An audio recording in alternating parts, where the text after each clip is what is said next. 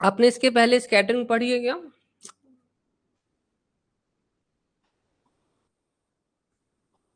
मुझे जल्दी बता दीजिए, फिर उस हिसाब से अपन चलते हैं। नमस्ते सूरज।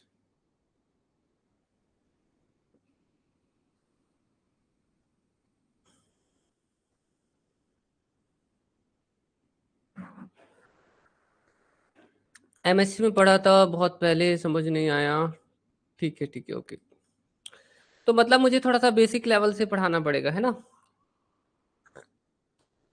ओके, तो चलो मैं थोड़ा सा बेसिक लेवल से चीज़ें पढ़ाऊंगा आपको आज। ठीक है, फंडामेंटल लेवल से। I will be explaining you everything from the fundamental level. बच्चों, तो मेरे ख्याल से ज़्यादा बहुत बड़े आकार में भी पढ़ाना ठीक नहीं होगा। ठीक है, हम इस समरी के फॉर्म में आपको पढ़ा देते हैं। ठीक है, will explain you everything in the form of summary. ठीक है, I think that will be the best okay possible thing. See, so scattering का मतलब ये होता है कि जब कोई पार्टिकल है, ठीक है, किसी दूसरे पार्टिकल की तरफ जा रहा है, और जब वो जाते जाते उसका पाथ डिफ्लेक्ट हो जाता है और वो किसी और डायरेक्शन में डेविएट हो जाता है, तो हम उसे क्या कहते हैं? स्कैटरिंग कहते हैं। What it is called? It is called scattering. Got it? Scattering मतलब क्या होता है? अगर पार्टिकल सीधे सीधे जा रहा था और कुछ कारणवश, ठीक है, उसका डायरेक्शन बदल गया, किसी और डायरेक्शन में वो चला गया, तो दैट इज कॉल्ड स्कैटरिंग। ठीक है, स्कैटरिंग बहुत सारे कारणों से हो सकती है, जैसे रिपल्सन के कारण हो सकती है, या बेसिकली और भी टकरा कोलिजन के कारण हो सकती है। ठीक है, कि देयर इज ए कोलिजन, उसके कारण भी हो सकती है। ठीक है, ओके। सो बेसिकली स्कैटरिंग की प्रोसीजर में होता यह है कि पार्टिकल्स एक दूसरे से दूर ही जाते हैं यूजुअली। ठीक है, they just go away from each other. जैसे कि आप यहाँ पर देख सकते हैं, ठीक है, they are just going away. तो पार्टिकल यहाँ आया, it started feeling some kind of repulsion and it got scattered. इसका एक बहुत अच्छा एग्जांपल ऐसा है, ठीक है, जैसे कि हमारे पास कोई इलेक्ट्रॉन है, या से हमारे पास कोई प्रोटॉन है, ठीक है, और यहाँ पर कोई और प्रोटॉन है। ठीक है, जब ये पार्टिकल इस तरफ आएगा तो ये बेसिकली इन दोनों के बीच में रिपल्सन होगा। ठीक है, जिसके कारण इसका डायरेक्शन डिफ्लेक्ट हो जाएगा। तो प्रोटॉन प्रोटॉन स्कैटरिंग हो सकती है, इलेक्ट्रॉन इलेक्ट्रॉन स्कैटरिंग हो सकती है। ठीक है, दिस काइंड ऑफ थिंग। तो अब हम बात करते हैं कोलिजन और स्कैटरिंग में डिफरेंस क्या है। दरअसल ऐसा कुछ खास डिफरेंस तो नहीं है, बट बेसिकली ये क्वेश्चन तो नॉर्मली अधिकतर बच्चे हमेशा ही पूछते हैं कि कोलिजन में और स्कैटरिंग में क्या डिफरेंस होता है स्टार्टिंग में। देखिए बच्चों, क्या होता है, जैसे कि आपको तो मालूम है, जैसे प्रोटॉन है, ठीक है, और ये जो प्रोटॉन है, ये दोनों एक दूसरे से फिजिकली कभी नहीं टकराते, है ना? So they do not collide each other, still they get scatter, है ना? तब भी ये स्कैटर हो जाते हैं। दे कोलाइड तो नहीं करते हैं, तब भी से स्कैटर हो जाते हैं।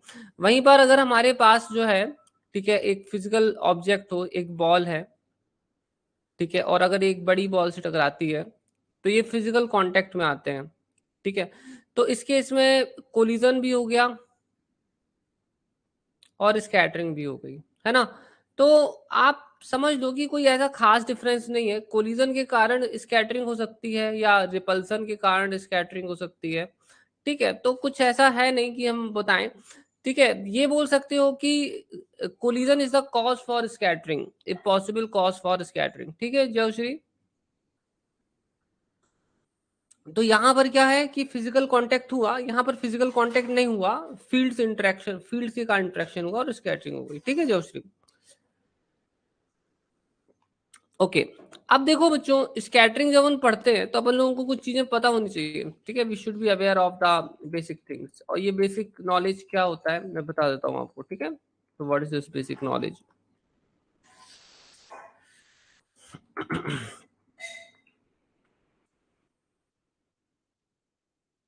Good good good, very good students. देखो, सबसे पहले आपको ये जानना होगा कि सॉलिड एंगल क्या होता है। सॉलिड एंगल, और मेरे ख्याल से सभी लोगों को मालूम है सॉलिड एंगल क्या होता है, राइट? तो अगर अपने पास एक स्फीयर है लाइक दिस, ठीक है, सो देखते हैं कि ये स्फीयर जैसे बन जाए। ठीक है, इसमें स्फीयर बनाना तो कठिन सा लग रहा है।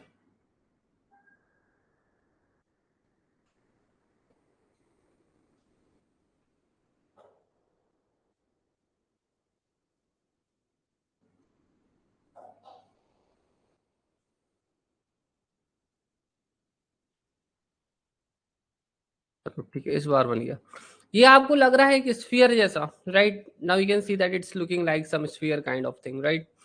तो स्फीयर में क्या होता है कि इसका सरफेस एरिया होता है, स्फीयर में एक सरफेस होता है ना, उसका सरफेस होता है।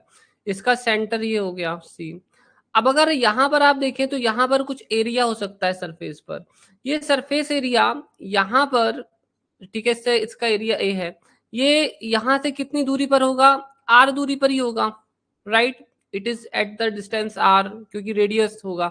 यहाँ पर अब जो एंगल बनता है ना, इसको कहते हैं सॉलिड एंगल, ठीक है? और इसका फॉर्मूला होता है A upon R square. Got it? इसे कहते हैं solid angle. Did you got it? Understood this? This is called solid angle, ठीक है? अब बेसिकली ये जो सॉलिड एंगल आपने देखा, ठीक है, इसमें ये एरिया था, ठीक है। अब सॉलिड एंगल तो बहुत तरीके से बन सकते हैं, जैसे कि ऐसा भी हो सकता है, ठीक है। So let's make a sphere like this here, ठीक है।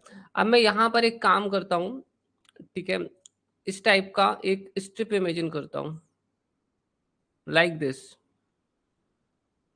तो इसका भी कुछ एरिया हो सकता है,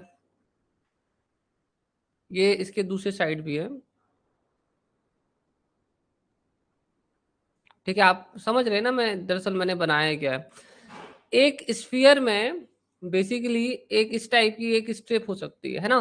तो ये भी एरिया हो सकता है, this is also the area. तो इसका भी सॉलिड एंगल बनेगा, है ना? इसका भी सॉलिड एंगल बनेगा। हालांकि हम इसको बहुत अच्छे से रिप्रेजेंट तो नहीं कर पा रहे हैं, so but it is a upon R square. Got it? तो इस ये भी एक सॉलिड एंगल सब्सटेंड कर सकता है, ठीक है। अब अगर कोई स्फीयर है, ठीक है, और यहाँ पर कुछ एरिया से इस फॉर्म में बन रहा है, तो यहाँ पर ये जो है that is a solid angle, ठीक है। तो इसका एरिया ए है, तो सॉलिड एंगल क्या हो जाएगा? ए अपॉन आर स्क्वायर। तो समझ में आया बच्चों? सॉलिड एंगल हम किसे कहते हैं? That is the area on the surface of the sphere upon R square, so that is called solid sphere. उसकी यूनिट होती है steradian. Got it? Clear to all of you? मुझे थोड़ा जल्दी कमेंट कर दें बच्चों सभी लोग। Is this clear to all?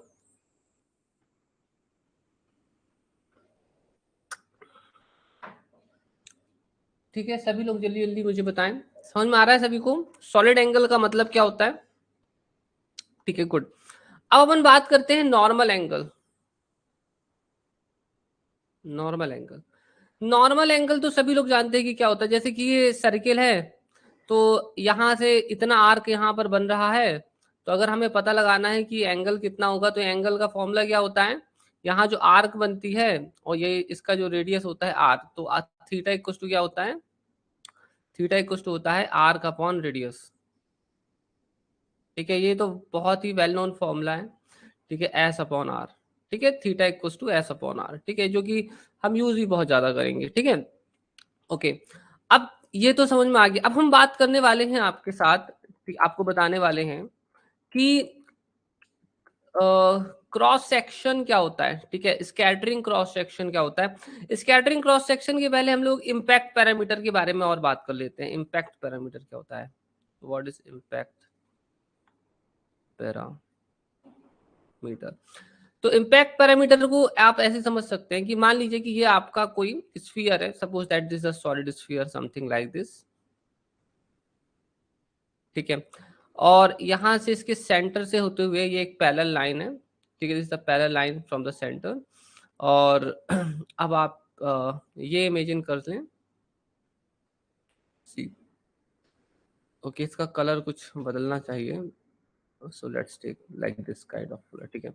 Okay, तो अगर, ठीक है, अगर कोई ऑब्जेक्ट ये सीधे आता है यहाँ पर, ठीक है, an object is coming like this, ठीक है, वन सेकेंड,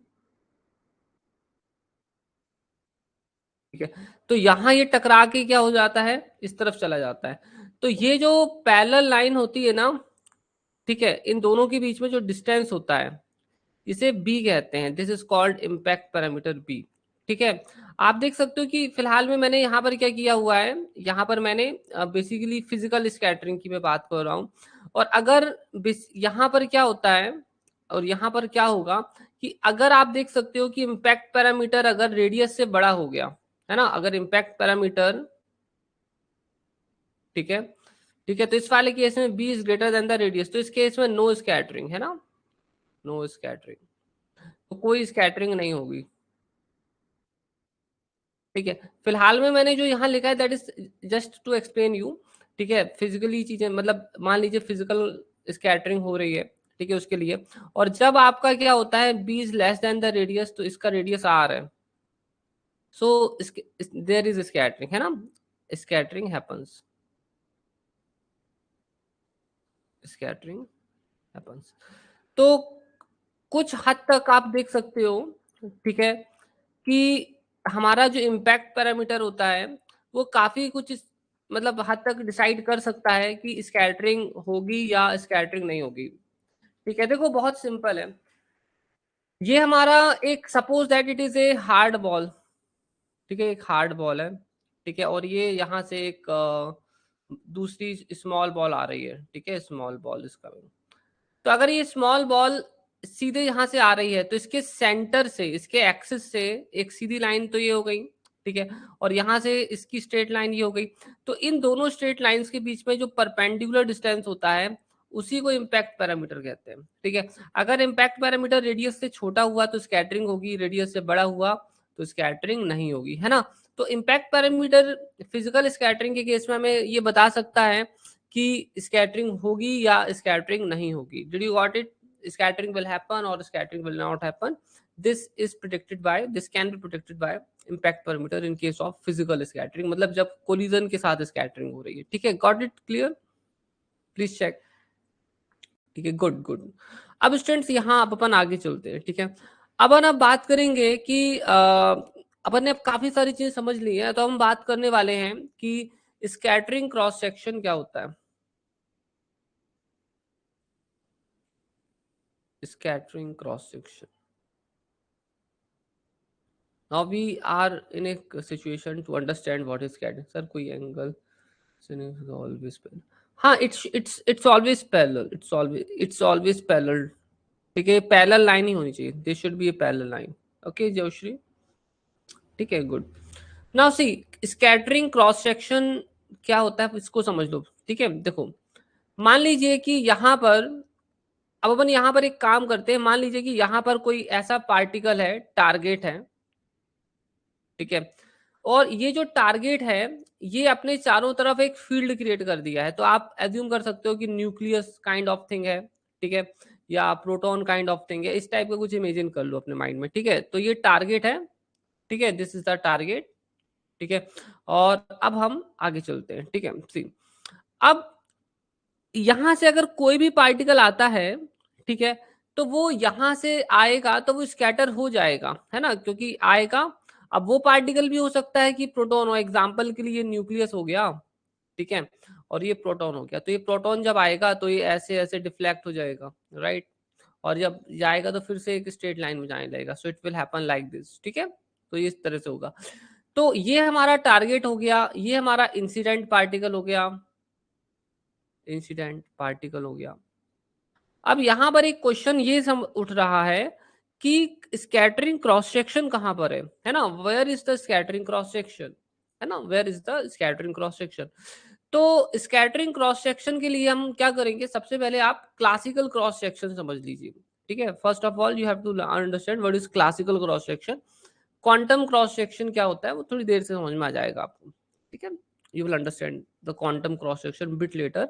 सबसे पहले हम क्लासिकल क्रॉस सेक्शन क्या होता है ये आपको बता देते हैं। ठीक है, तो इमेजिन करो, ठीक है, सो जस्ट इमेजिन दैट कि यहाँ पर आपने अपने पास क्या है, ठीक है, एक here we have a hard sphere like this. ठीक है, ये अपने पास एक हार्ड स्फीयर है, और यहां से अब अपन अलग अलग पार्टिकल्स इस तरफ भेज रहे हैं। ठीक है, यहां से,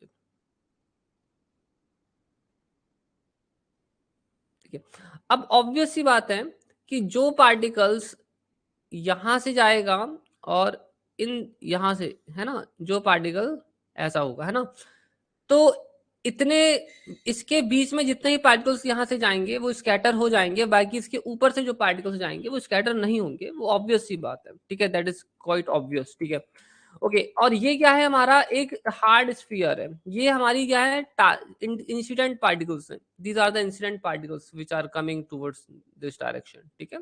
ओके, नाउ सी, अब बात करते हैं कि स्कैटरिंग क्रॉस सेक्शन यहाँ पर कहाँ दिख रहा है ना, where is the scattering cross section, scattering cross section,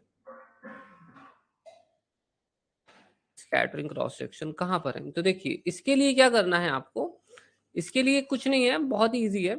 आप क्या करें, यहाँ पर सिंपली एक प्लेन बना दें इस टाइप से, जैसे मैं बना रहा हूँ। यहाँ एक प्लेन एज्यूम करना है आपको, जहां से पार्टिकल्स आ रहे हैं,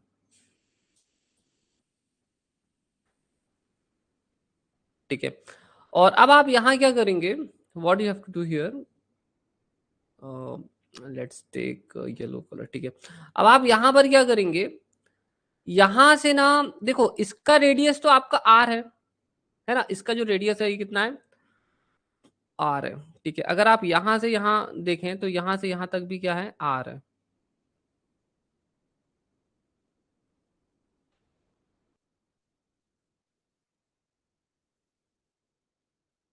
now this is perfect.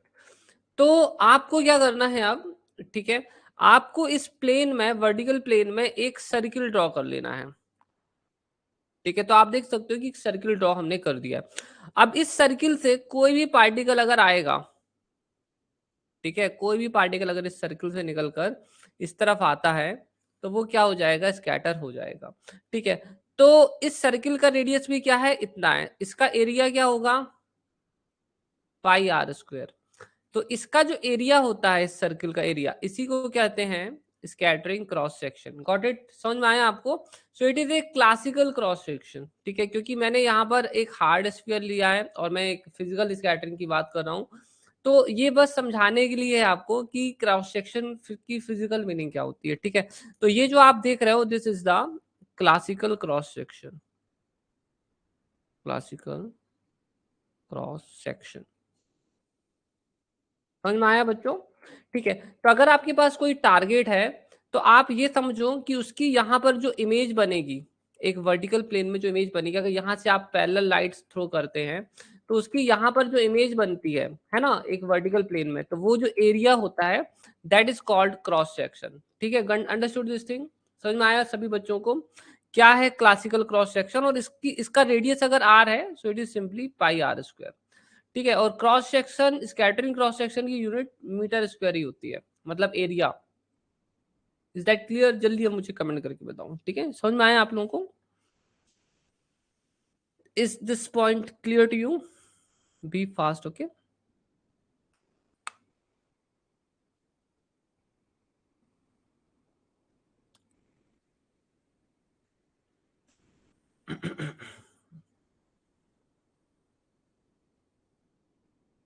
Comments नहीं आ रहे हैं बच्चों, जल्दी जल्दी कमेंट्स करते रहें।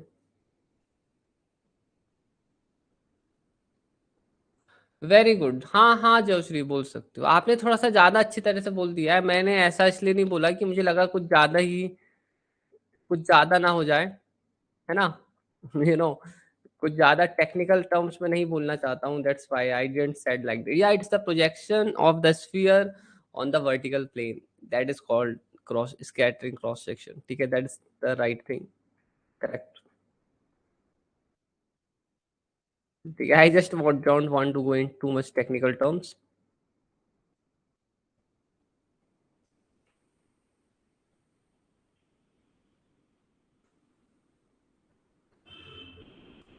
ठीक है, बाकी लोगों को भी क्लियर है।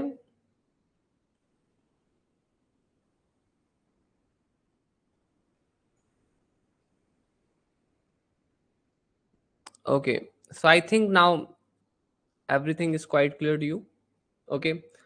सर पहली बार मुझे ओके। अब स्टूडेंट्स, हम आपको एक इम्पॉर्टेंट चीज बताने वाले हैं, and let me just tell you what is that important thing, ठीक है। मैंने स्कैटरिंग वाले चैप्टर में काफी अच्छे अच्छे डायग्राम्स बनाए हैं, अगर आप देखेंगे तो मैंने अपनी पूरी क्रिएटिविटी स्कैटरिंग वाले चैप्टर में घुसा दी है, ठीक है। मैंने काफी इंटरेस्टिंग डायग्राम्स बनाए हैं, अगर आप पढ़ोगे पीडीएफ से तो आपको पता चल जाएगा, ठीक है।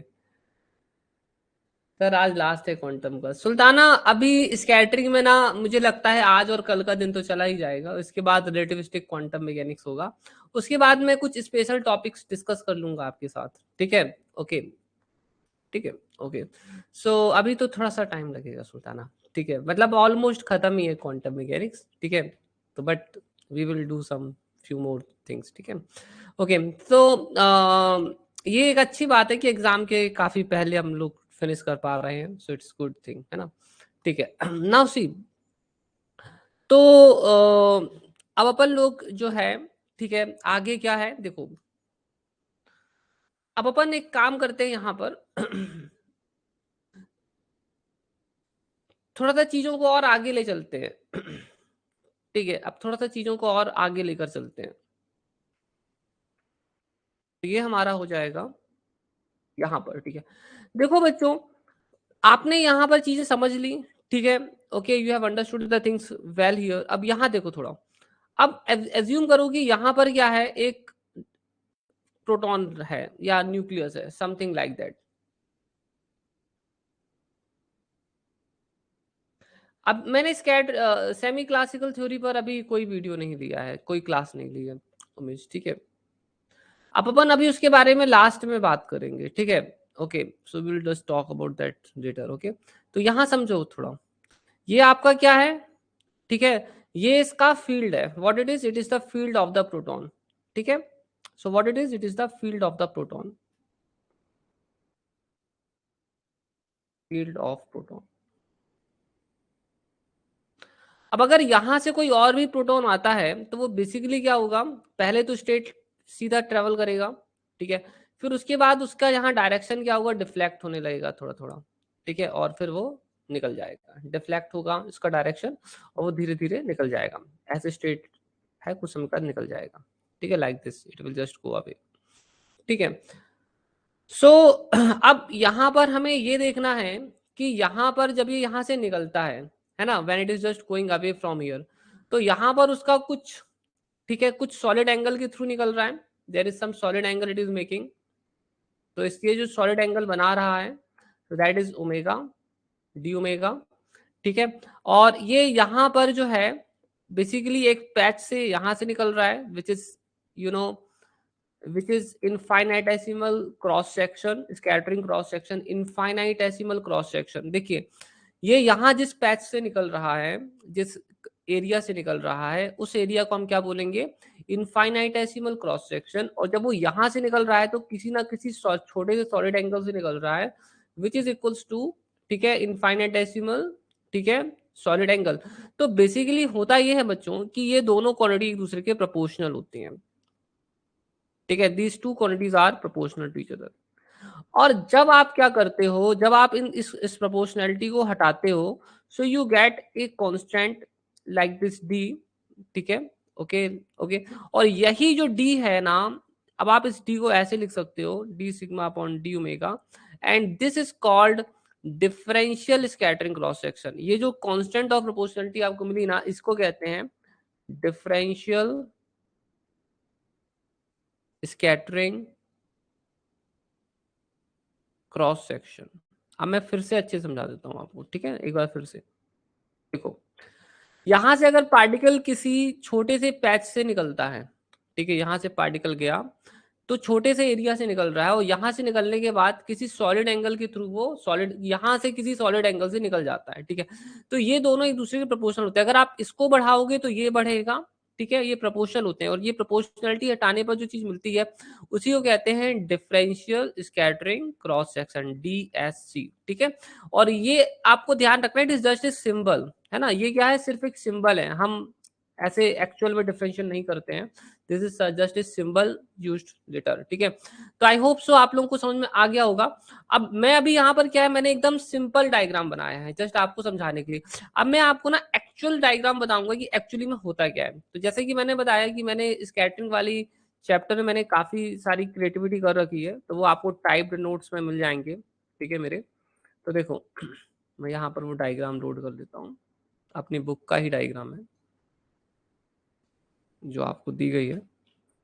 देखो, तो मैंने काफी टाइम लेकर इस डायग्राम को बनाया है और ये लोड नहीं हुआ अभी भी, still not loaded. I think is there any problem?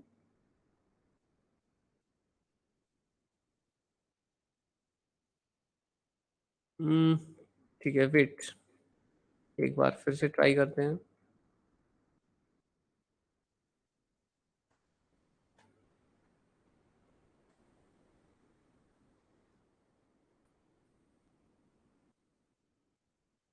अभी भी नहीं आ रहा, ठीक है, चलो अल्टरनेट तरीके से अपलोड करते हैं, ठीक है। तो यहाँ पर इमेज इंसर्ट करने का कोई ऑप्शन है क्या? इंसर्ट पिक्चर,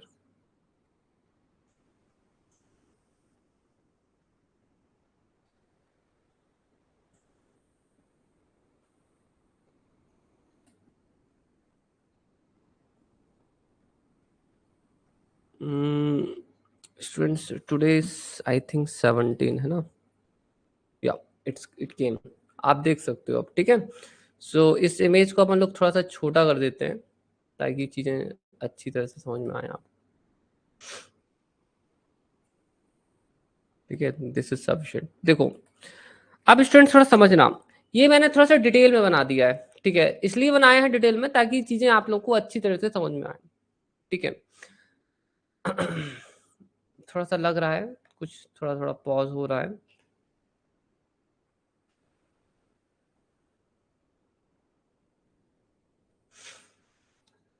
ठीक है, okay. I think now it's quite clear to you, ठीक है। देखो क्या होता है बच्चों, अभी मैंने इसके पहले जो आपको बताया डायग्राम, ये काफी सिंपल डायग्राम था। अब देखो यहाँ समझो, देखो क्या है, अगर यहाँ पर प्रोटॉन रखा हुआ है, यहाँ से काफी सारे पार्टिकल्स आ रहे हैं, तो बेसिकली क्या हो सकता है, अब हम यहाँ पर जो है ना, इतने पार्ट को क्या बोल रहे हैं, एक इसको बोल रहे हैं इनफाइनाइटेसिमल क्रॉस सेक्शन। आप देख सकते हो ग्रीन पार्ट जो है ना, this is infinitesimal cross section. अगर पार्टिकल्स यहाँ से आते हैं, ठीक है, आप ऐसे भी एज्यूम कर सकते हो, अगर आप पार्टिकल्स यहाँ से आते हैं तो यहाँ से आने के बाद वो स्कैटर होंगे, तो वो जिस एरिया से स्कैटर होंगे वो एरिया ये है, गॉट इट, ये स्ट्रिप है वो area, this strip is that area, did you got it? समझ में आ रहा बच्चों? अगर पार्टिकल्स इस सर्कुलर पैच से निकलते हैं, इस सर्कुलर पैच से अगर पार्टिकल्स निकलते हैं सर्कुलर पैच से, तो वो इस स्ट्रिप वाले एरिया से ही निकलेंगे। Got it, did you understood this? और ये स्ट्रिप जहां पर जो एंगल बनाएगा, सॉलिड एंगल, वो हो जाएगा DA/R², ठीक है। अब यहाँ पर ये सॉलिड एंगल जितना ज्यादा होगा, है ना, ये भी उतना ज्यादा होगा। देखो अगर मैं स्ट्रिप को चौड़ी कर देता हूँ, तो ऑफ कोर्स ये भी हिस्सा चौड़ा हो जाएगा। Are you getting me? It will also widen, अगर मैं इसको वाइडन करता हूँ, ठीक है, इस स्ट्रिप को, तो ये वाला भी वाइडन हो जाएगा हिस्सा, है ना, it will also get widen. तो ये दोनों एरियाज एक दूसरे के प्रोपोर्शनल पर होते हैं, है ना, ये आपका जो सॉलिड एंगल है और ये एक दूसरे के प्रोपोर्शनल होते हैं, ठीक है। जब ये प्रोपोर्शनलिटी हम हटा देते हैं, तो यहाँ पर जो डी आता है उसे हम कहते हैं, ठीक है, डिफरेंशियल स्कैटरिंग क्रॉस सेक्शन। और डिफरेंशियल स्कैटरिंग क्रॉस सेक्शन को ऐसे लिखते हैं। अब समझ में आ गया बच्चों आप लोगों को कि what is differential scattering cross section? Please let me know now, and did you understood this thing, what is differential scattering cross section? ठीक है। तो कि स्कैटरिंग किस तरह से होती है, वो इस तरह से होती है कि पार्टिकल्स अगर इस सर्कुलर एरिया से निकलता है, तो वो इस स्ट्रिप से पास होगा जिसका एरिया DA है, और ये स्ट्रिप का सॉलिड एंगल कितना होगा, डी ओमेगा होगा। और ये जो डी ओमेगा है और डी सिग्मा है एक दूसरे के प्रोपोर्शनल पर है, ठीक है। और जब इस प्रोपोर्शनलिटी को हटाते हैं तो डी आता है, ठीक है, which is differential scattering cross section. Differential scattering cross section का भी जो यूनिट होता है मीटर स्क्वायर होता है, मतलब एरिया, ठीक है। It also has the dimension of area, ठीक है। तो ये वाला डायग्राम मैंने जानबूझकर आप लोगों के लिए सबसे पहले बनाकर बताया था ताकि आप लोगों को आसानी से समझ में आ सके, ठीक है। अब बच्चों बात करते हैं कि डिफरेंशियल स्कैटरिंग क्रॉस सेक्शन जो है वो तो हमें पता चल गया कि क्या है, but differential scattering cross section की फिजिक को अगर हमें फिजिकली समझना है तो उसका फिजिकल मतलब होता है क्या? ठीक है, देखो इसका मतलब होता है, ठीक है, नंबर ऑफ पार्टिकल्स स्कैटर्ड। तो मैं यहां लिख देता हूं नंबर ऑफ पार्टिकल्स, ये डेफिनेशन आपको याद रखनी पड़ेगी। Number of particles scattered into the volume element, into the volume element D omega, number of particles scattered into the volume element d omega ठीक है, into the volume element D omega in the direction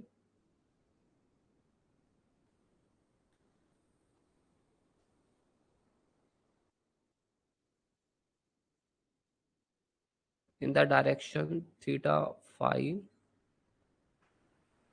per unit time upon incident flux.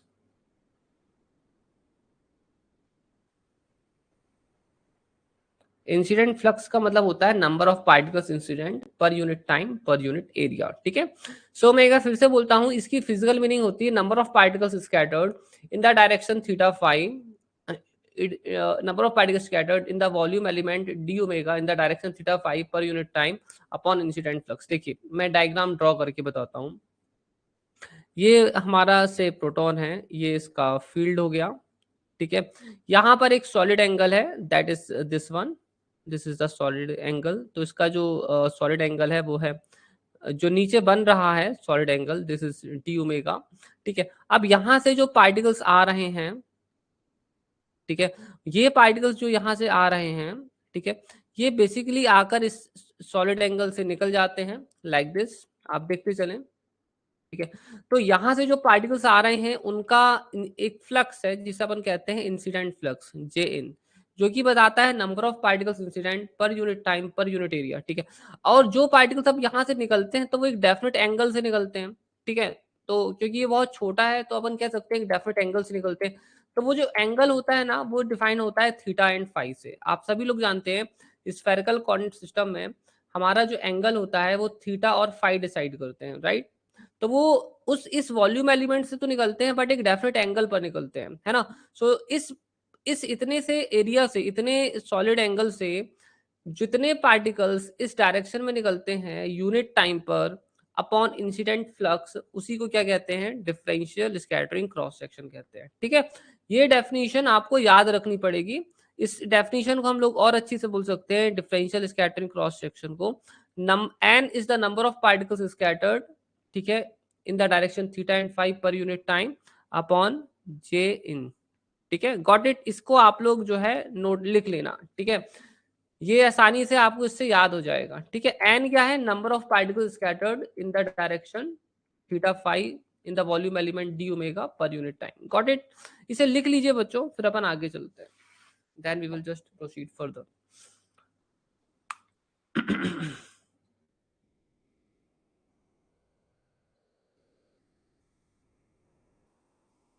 Incident flux है, flux incident flux, incident flux J in का मतलब है incident flux, number of particles incident per unit time per unit area. जो particles incident हो रहे हैं, number of particles incident per unit time per unit area, ठीक है। या गुड गुड, ठीक है, वेरी गुड। अब स्टूडेंट्स देखो क्या है कि जो क्लासिकल मैकेनिक्स है ना, वो कहती है, अब चलो मैं एक और चीज बताता हूँ कि ये डिफरेंशियल क्रॉस सेक्शन इतना इंपॉर्टेंट क्यों है, why it is so important, है ना। ये डिफरेंशियल स्कैटरिंग क्रॉस सेक्शन इतना इंपॉर्टेंट क्यों है? दरअसल बच्चों डिफरेंशियल स्कैटरिंग क्रॉस सेक्शन इतना इंपॉर्टेंट इसलिए है क्योंकि डिफरेंशियल स्कैटरिंग क्रॉस सेक्शन से ही हमें टोटल क्रॉस सेक्शन मिल जाता है, टोटल क्रॉस सेक्शन। अब आप बोलोगे कैसे, क्या है, हम directly total cross section find नहीं कर सकते हैं, हम डिफरेंशियल क्रॉस सेक्शन मिलने पर हम फाइंड कर सकते हैं, ठीक है, टोटल क्रॉस सेक्शन। अब ये कैसे होता है, देखिए डिफरेंशियल क्रॉस सेक्शन, तो मैं यहाँ पर आपको क्लासिकल मैकेनिक्स के का पहले समझा देता हूँ कि क्लासिकल मैकेनिक्स में कैसे होता है। तो डायमेंशन चेक करना कर देंगे Umesh, not a big issue, ठीक है, वो भी हम आपको चेक करके बता देंगे, ठीक है, don't worry about that, will do, ठीक है।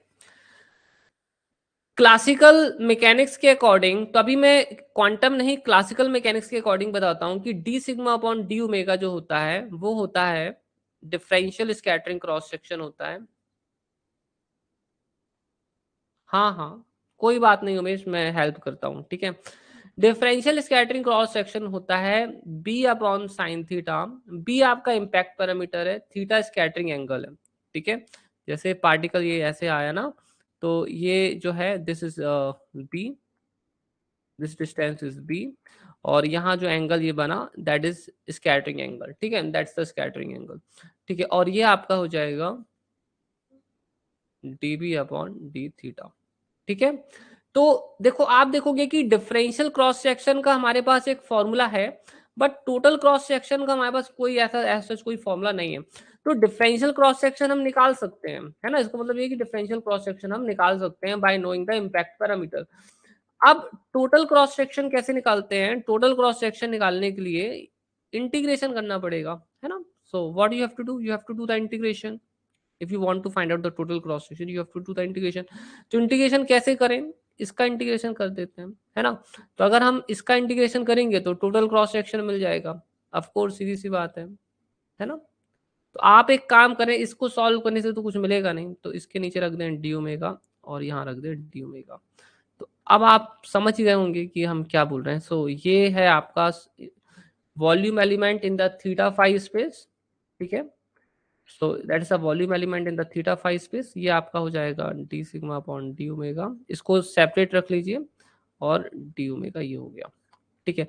ये कुछ नहीं है, that is the volume element in the theta phi space, ठीक है। थीटा फाई स्पेस और वॉल्यूम एलिमेंट है which is nothing but the solid angle, ठीक है। अभी मैं एक्सप्लेन कर दूंगा, डोंट वरी। तो अगर अब हमें इसे निकालना है टोटल क्रॉस सेक्शन को, तो अब कैसे निकालेंगे? देखिए how it is found out. देखिए जो हमारा थीटा फाई स्पेस होता है, इसमें एक थीटा होता है और एक फाई होता है, ठीक है। इसमें आर नहीं होता है, इसमें सिर्फ थीटा होता है, इसमें फाई होता है। We don't include the R in this case, ठीक है। मैं आपको बता देता हूँ कैसा है। देखिए it is something like this. आप स्फेरिकल कोऑर्डिनेट सिस्टम तो जानते ही हैं, ठीक है। ये आपका हो गया आर, ठीक है, and this is your theta, ठीक है, and this is your phi. तो हम इस स्पेस में सिर्फ थीटा और फाई को रखते हैं, आर नहीं होता है, ठीक है। देयर इज नो आर, ठीक है। आर हमारा इस केस में नहीं होता है, सिर्फ थीटा और फाई होता है, ठीक है। अब आप बोलेंगे सर इसकी वैल्यू कितनी होती है?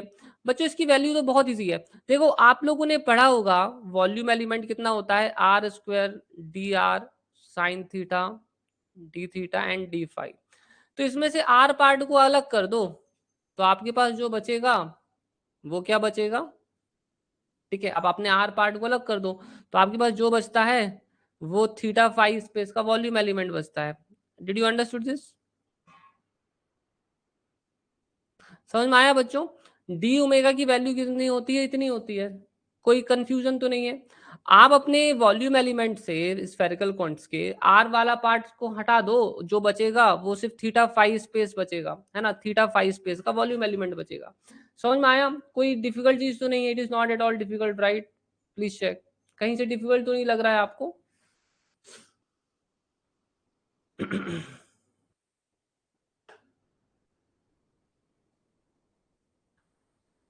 क्योंकि बेसिकली हमारी जो स्कैटरिंग होती है ना, वो थीटा फाई पे डिपेंड करती है, आर पे डिपेंड नहीं करती है, डायरेक्शंस पे डिपेंड करती है। It does not depend on R, it depends on theta and phi, ठीक है। It depends on theta and phi. तो students just one second, I think, ठीक है, चलो ठीक है, ठीक है, फाइन।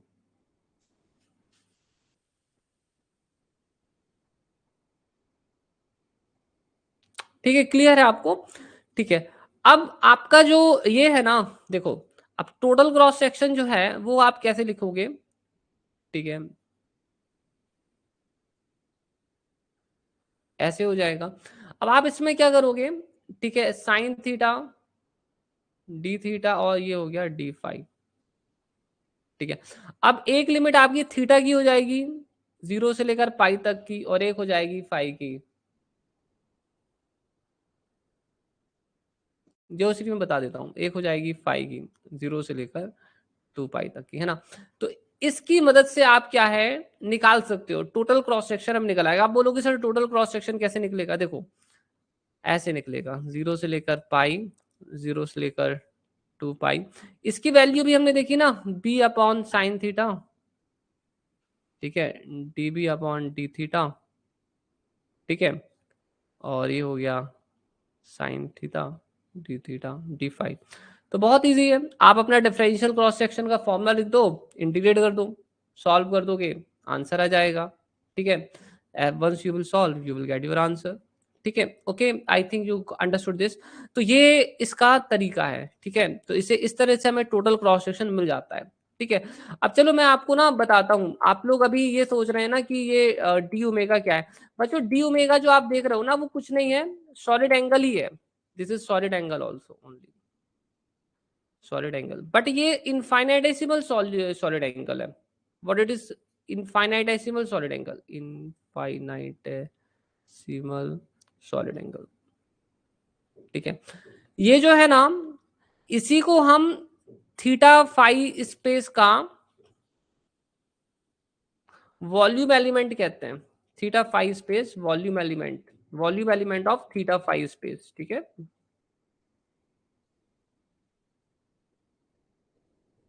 अब मैं ये चीज आपको प्रूफ करके बताऊंगा, ठीक है। उमेश आपको भी कमेंट ऑफ है मेरे पास डाउट, डोंट वरी, ठीक है। अब चलो मैं आपको बताता हूँ, तो एक काम करते हैं, आपका ओमेगा कितना होता है, डी ओमेगा होता है कितना है, D A upon R square होता है, ठीक है। चलो एक काम करते हैं, टोटल सॉलिड एंगल निकालते हैं, पूरा सॉलिड एंगल निकालते हैं। तो टोटल सॉलिड एंगल अगर मुझे निकालना है तो मुझे टोटल सरफेस एरिया लिखना पड़ेगा स्फीयर का, जो कि होता है 4 pi R square upon R square. तो ये कितना आया, 4 पाई आया, है ना। आप लोग देख लिए, अगर मैं पूरा का पूरा सॉलिड एंगल निकालना चाहता हूँ तो मुझे इतना मिलता है। अब मैं ना डेफिनेशन से निकालता हूँ, ठीक है, तो आप क्लियर हो जाएगा। देखो, अब अगर मुझे टोटल सॉलिड एंगल निकालना है तो ये क्या हो जाएगा, इसका इंटीग्रेशन, टोटल इंटीग्रेशन करना पड़ेगा। अब मैं इसका टोटल इंटीग्रेशन करता हूँ, देखिए, थीटा 0 से पाई, फाई 0 से 2 pi, sine theta D theta D phi, ठीक है। अब लिमिट्स कॉन्स्टेंट्स हैं तो आप जो है फाई का अलग इंटीग्रेशन कर सकते हो, थीटा का अलग कर सकते हो, साइन थीटा डी थीटा 0 से 2 पाई डी फाई।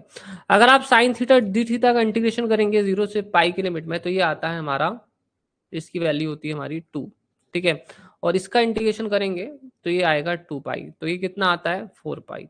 अब आ गया समझ में कि आपको यहां पर जो दिया है, ठीक है, that is the same, that is nothing, मतलब मैंने आपको बताया कि ये जो है इनफाइनाइटेसिमल सॉलिड एंगल ही है, ठीक है, which is also known as the volume element of theta phi space. Got it? अब क्लियर हो गया ये पॉइंट आप लोगों को सॉलिड एंगल का? मुझे थोड़ा कमेंट कर देना, ठीक है। So please comment me.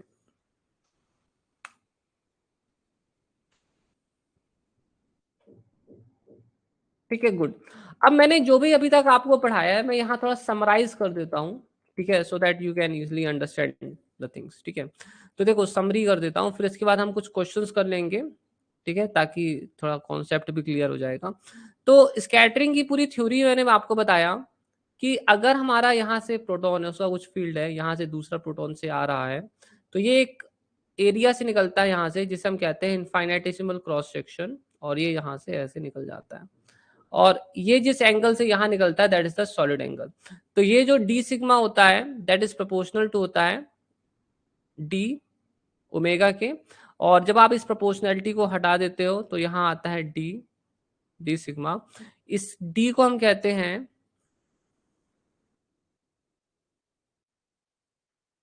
इस डी को कहते हैं डिफरेंशियल स्कैटरिंग क्रॉस सेक्शन, जो कि एक बहुत इंपॉर्टेंट चीज है, ठीक है, ओके। इसकी फिजिकल मीनिंग मैंने बताई थी, नंबर ऑफ पार्टिकल्स, ठीक है, number of particles scattered into the volume element D omega in the direction theta phi per unit time upon incident flux, है ना। ये डेफिनेशन मैंने आपको ऑलरेडी बता चुका हूं, ठीक है, this definition is already discussed with you, ठीक है, ओके। और फिर इसके बाद था टोटल, टोटल क्रॉस सेक्शन। तो टोटल क्रॉस सेक्शन जो है वो निकलता है 0 से लेकर पाई, 0 से लेकर 2 pi D sigma upon D omega. आप इन फॉर्मुलेस को एक जगह एक साथ लिख लेना, तो आपको कोई कंफ्यूजन नहीं होगी। क्लासिकल मैकेनिक्स के अकॉर्डिंग डिफरेंशियल क्रॉस सेक्शन जो होता है वो इतना होता है, क्लासिकल मैकेनिक्स के अकॉर्डिंग ये होता है बी अपॉन साइन थीटा, ठीक है, D B upon D theta, ठीक है, where B is the impact parameter.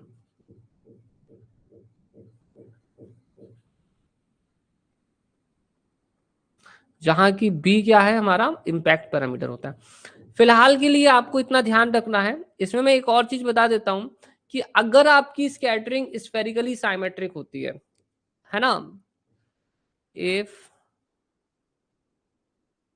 scattering is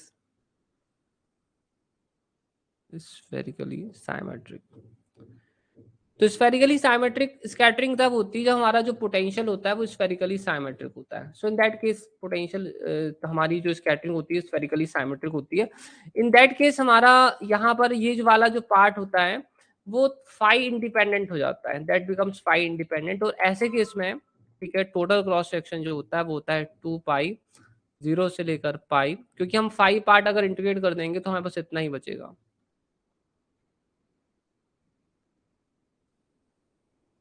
sign theta D theta.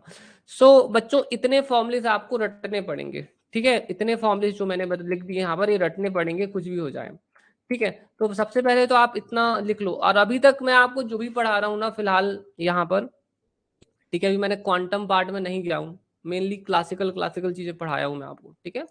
Okay, तो प्लीज बच्चों इसे लिख लो, फिर अपन कुछ क्वेश्चंस कर लेते हैं तो कॉन्सेप्ट क्लियर हो जाएंगे उनसे, ठीक है। So please right this.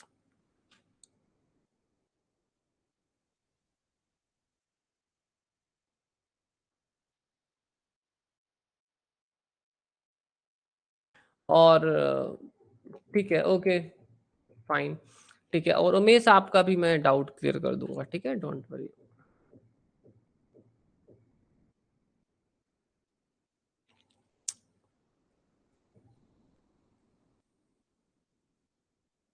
ठीक है, श्योर। एक ही पेज है, फर्स्ट एक ही स्लाइड है, इसी स्लाइड में जो भी लिखा है सब इसी स्लाइड में लिखा है, ठीक है। आपको इसे नोट कर लेना है, शिक्षा, ठीक है, नोट इट। अभी तक मैंने जो भी पढ़ाया है मैंने इस पेज में लिख दिया है, और आपको इतना ही याद रखना है एग्जाम पॉइंट ऑफ व्यू से, ठीक है। Only this much you have to remember, ठीक है। Okay, good good good, noted, very good, perfect. अब बच्चों देखो, उमेश ने एक छोटा सा क्वेश्चन पूछा था, ठीक है, हम उसका आंसर दे देते हैं। सो उमेश ने हमसे पूछा था कि सर आप इसका डायमेंशन बताओ कि इसका डायमेंशन जो है, ठीक है, डिफरेंशियल क्रॉस सेक्शन का कितना होगा, एरिया आएगा या नहीं आएगा, ठीक है। तो मैं इसको बताता हूँ। सो that is number of particles incident through a solid angle in the direction theta five per unit time upon J incident, ठीक है। तो चलो अब मैं यहाँ पर लिखता हूँ, ठीक है। तो मैं यहाँ पर सबसे पहले एन का डायमेंशन लिखूंगा, ठीक है। So it is equal to है नंबर ऑफ पार्टिकल्स स्कैटर्ड। तो मान लीजिए मेरे पास एन पार्टिकल्स स्कैटर होते हैं, ठीक है, ठीक है। So number of particles scattered,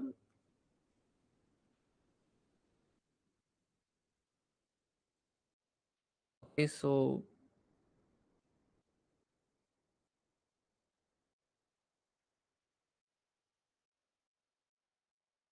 इस एन को ना अपन ऐसे लिखते हैं, ताकि बता देता हूँ मैं आपको how we write this, this N. आप बेसिकली इसको इस एन को अपन इस तरह से लिखेंगे, ठीक है। वैसे मैंने सिंप्लीफाइड फॉर्म में लिख दिया था, you should write T N upon D omega, ठीक है। ओके, तो इसकी इसकी इसका जो फॉर्मूला बनता है वो बनता है J incident D N upon D omega, ठीक है। तो ये वाला जो आप पार्ट देख रहे हो that is the number of particles scattered into the volume element D omega, ठीक है, per unit time in the direction theta and five. So let me just write it now, ठीक है। So T N upon D omega upon J incident, ठीक है। चलो अब अपन यहाँ से इसका लिखते हैं, ठीक है। तो ये हमारा हो जाएगा, ठीक है, नंबर ऑफ पार्टिकल्स, ठीक है। तो नंबर ऑफ पार्टिकल्स के तक का तो कोई डायमेंशन नहीं होता है, नंबर ऑफ पार्टिकल्स का कोई भी डायमेंशन नहीं होता है, ठीक है। 1 अपॉन, ठीक है, डी ओमेगा क्या है, ए अपॉन आर स्क्वायर है। मैं सिर्फ डायमेंशन ही लिख रहा हूँ, ठीक है। So number of particles scattered into the volume element D omega, ठीक है, पर यूनिट टाइम, है ना, दैट्स द पर unit time into 1 upon time, ठीक है, upon J incident, number of particles scattered ठीक है, पर यूनिट एरिया पर यूनिट टाइम। ठीक है, नंबर ऑफ पार्टिकल स्कैटर्ड पर यूनिट एरिया पर यूनिट टाइम। अब देखो यहां से हम देखते हैं, देखो इससे ये और बेसिकली क्या क्या चीजें कट रही हैं, जो जो चीजें कट रही हैं उन्हें अपन काट देते हैं। ठीक है, so this and this are getting cut from each other. ठीक है, this and this are also getting cut. ठीक है, ये और ये भी कट जाएंगे। यहाँ पर सिर्फ आर स्क्वायर का डायमेंशन बचेगा और जो कि हो जाएगा एरिया। उम्मीद समझ में आ गया आपको कि इसका जो डायमेंशन है वो एरिया ही है। ठीक है, इसका जो डायमेंशन है वो एरिया ही है। ठीक है, क्लियर? अब चेक कर लो, आपको कोई डाउट हो तो पूछ लो। If you have any further doubt ask me. ठीक है, फिर आगे चलते हैं।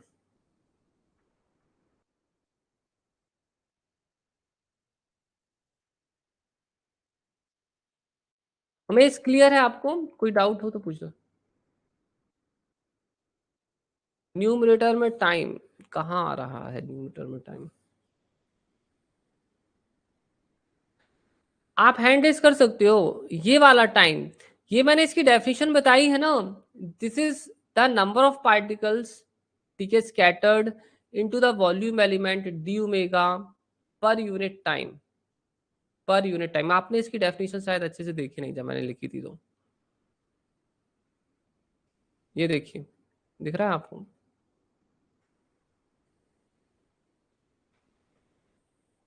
Umesh, is that clear to you? Check, मैंने यहाँ लिखा है साफ, पर यूनिट टाइम। Got it? ठीक है उमेश, मेरे ख्याल से अब क्लियर है आपको। ठीक है, अब चलो। अब बच्चों देखो, अब रेडी हो जाओ थोड़ा सा क्वेश्चंस करने के लिए। ठीक है, क्योंकि जब तक क्वेश्चन नहीं करोगे कॉन्सेप्ट क्लियर नहीं होगा। And I am quite sure कि अब आप थोड़ा सा अच्छी तरह से जल्दी जल्दी कर सकते हैं।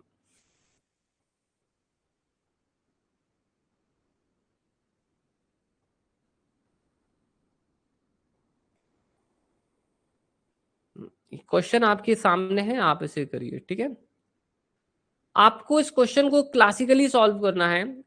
एक हार्ड स्फीयर स्कैटरिंग का प्रॉब्लम है। यहां से एक बिलियार्ड बॉल जो कि काफी हार्ड होती है, एक दूसरे हार्ड टारगेट से टकराती है। यहाँ पर ये इम्पैक्ट पैरामीटर बनाती है। यहाँ पर एक कुछ एंगल्स बन रहे हैं अल्फा और अल्फा, ये दोनों एंगल्स बराबर हैं।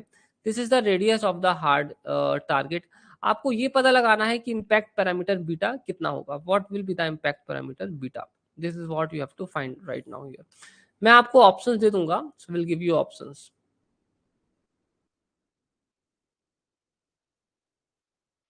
ठीक है, आप सॉल्व करना स्टार्ट कर दीजिए, will give you options.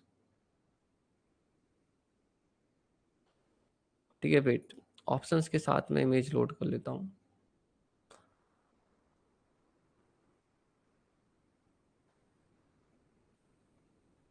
Okay, so options are in front of you now. आपको इम्पैक्ट पैरामीटर बीटा पता लगाना है कि क्या है, और यहाँ पर theta is the scattering angle. Theta is the scattering angle. ठीक है, ट्राई टू डू।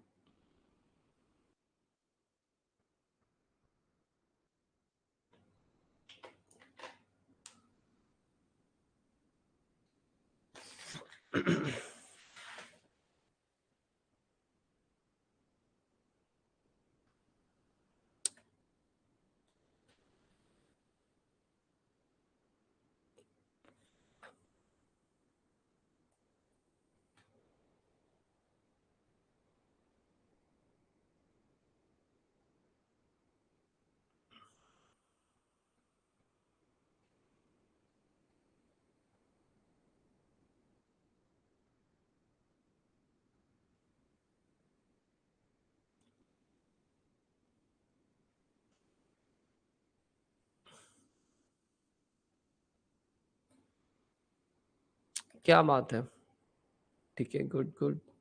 बच्चों आप लोगों का आंसर बिल्कुल सही है। ठीक है, option A is the right answer. ठीक है, and how this is going to be the right answer, let me just tell you. देखो, तो हम लोग एक काम करते हैं। हम्म, हमारी इमेज लोड नहीं हो रही है, वेट फॉर ए वाइल। इस क्वेश्चन को थोड़ा सा छोटा करके जो है लोड करते हैं, ताकि क्वेश्चन भी दिखेगा तो सॉल्व करने में आसानी हो जाएगी।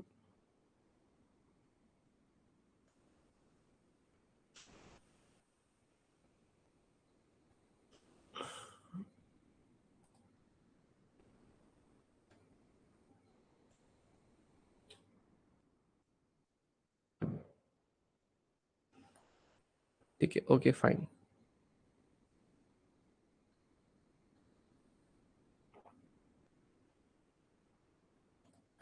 Now we can do it.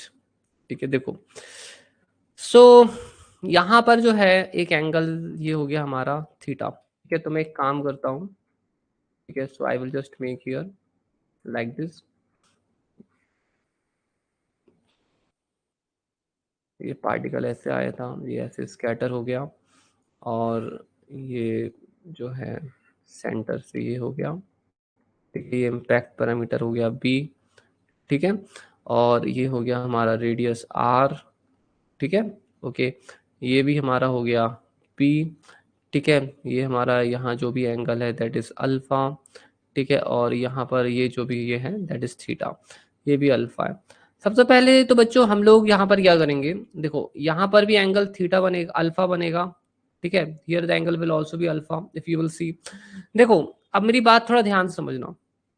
Be directly हम देखो बी कितना है, सो बी इक्वल टू है आर साइन अल्फा। ये समझ में आया बच्चों, B equal to R sine alpha है। हमने बी निकाल लिया, हमसे बोला था बी निकालने के लिए, बट एक अनफॉर्चुनेट सी पॉइंट ये है कि बी हमारा उस फॉर्म में नहीं है जिस फॉर्म में एग्जाम में चाहिए। ठीक है, मतलब जिस फॉर्म में क्वेश्चन दिया उस फॉर्म में नहीं, तो इसके लिए मतलब हमें अल्फा भी फाइंड करना पड़ेगा। तो alpha plus alpha equal to क्या बनेगा, थीटा इक्वल टू क्या बनेगा, 180 डिग्री बनेगा। क्यों? क्योंकि स्ट्रेट लाइन जो होती है वो 180 डिग्री की होती है, ये पूरा एंगल 180 डिग्री का होता है ना। ओके, सो ये हमारा कितना हो जाएगा, थीटा की वैल्यू कितनी हो जाएगी, पाई माइनस 2 अल्फा। या अपन उल्टा लिख लेते हैं। ठीक है, सो थीटा इक्वल टू हो जाएगा, सॉरी अल्फा इक्वल टू हो जाएगा 180 डिग्री माइनस थीटा अपॉन 2, मतलब ये हो जाएगा 90 माइनस थीटा बाई 2। ठीक है, तो ये हो जाएगा B equal to R sine, ठीक है, 90 माइनस थीटा बाई 2। तो ये हमारा हो जाएगा आर, अब 90 ये हो जाएगा cos थीटा बाई 2। आ गया समझ में बच्चों? ठीक है, कैसे निकाला गया है। जिन लोगों का आंसर नहीं आया था उनको क्लियर हो गया है how we have done it, please check. ठीक है, ये क्लासिकल मैकेनिक्स का क्वेश्चन है। ठीक है, it is not the quantum mechanics question, it's the classical mechanics question.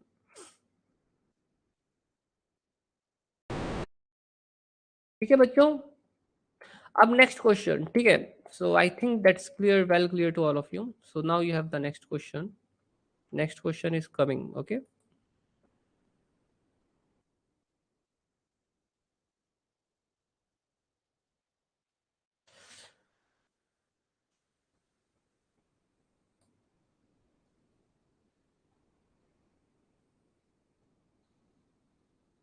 It's always same. ठीक है, it will be same, it will be same, it will be same. क्या है, जो आपका स्फीयर होता है ना ये उमेश, ठीक है, यहाँ देखो, अगर हम सब कुछ अच्छे अच्छा सोचे, ठीक है, तो की बात बता रहा हूँ मैं आपको। ठीक है, तो अगर कोई बॉल आएगी ना तो ये नॉर्मल है, दिस द नॉर्मल, तो वो यहाँ से जैसे लाइट का रिफ्लेक्शन होता है ना, इट इज लाइक दिस। अगर आप मानते हैं कि ये बॉल भी परफेक्ट स्फीयर है, ये भी परफेक्ट स्फीयर है, तो ऐसा ही होगा। ठीक है, okay. So solve this question right now. ठीक है, it's again very conceptual question.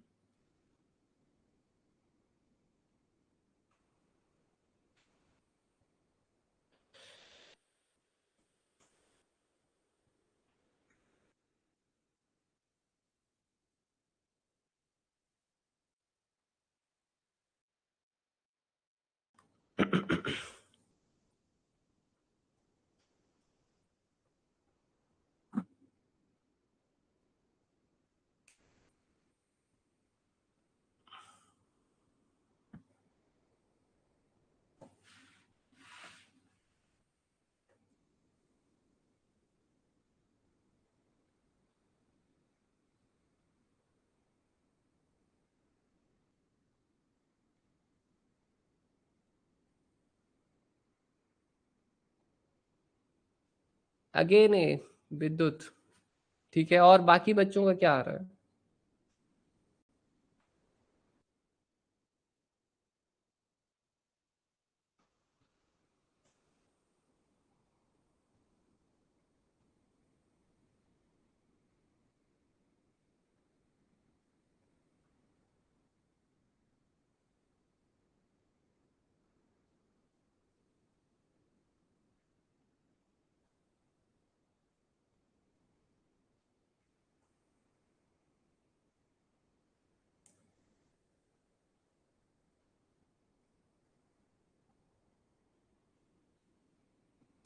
ठीक है, देखो इसका राइट आंसर ये है डिफरेंशियल स्कैटरिंग क्रॉस सेक्शन। चलो बताता हूं मैं।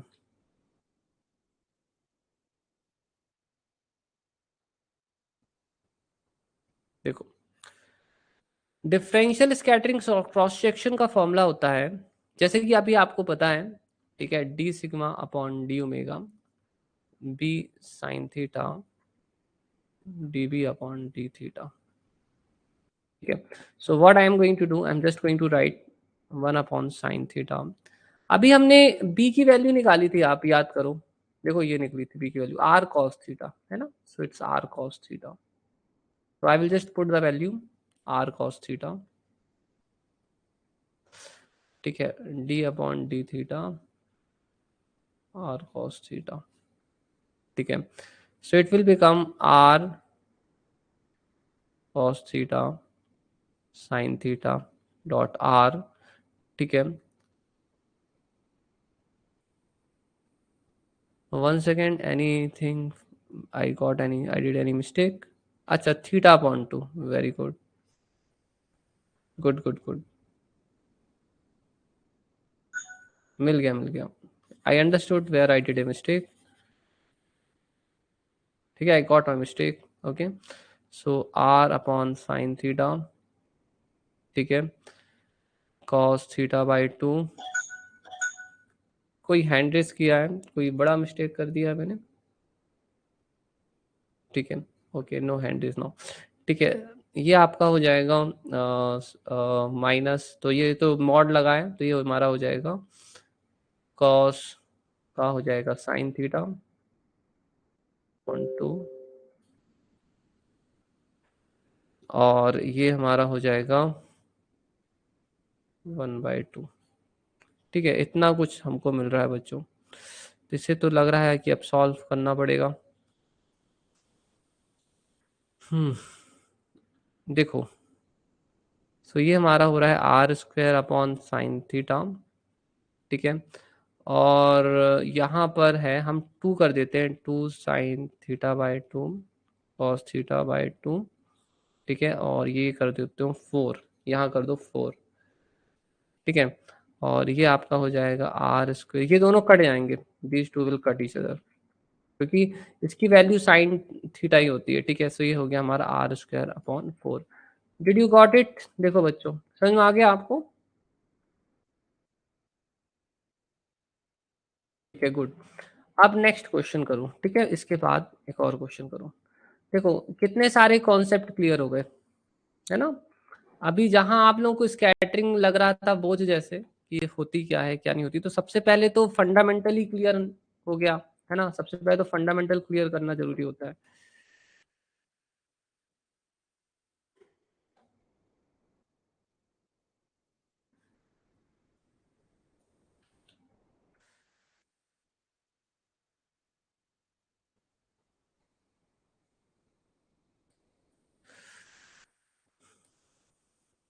इसे करो बच्चों और बताओ आंसर क्या आ रहा है। ठीक है, आपको यहाँ बोला है टोटल क्रॉस सेक्शन निकालने के लिए, you have to find out the total cross section. Pick भी यूज कर सकते हो अगर किसी के माइंड में आ रही हो तो, बता दूं, 1 सेकेंड का क्वेश्चन है बस। यहाँ देखो क्या लिखा है, क्लासिकल मैकेनिक्स, क्लासिकली।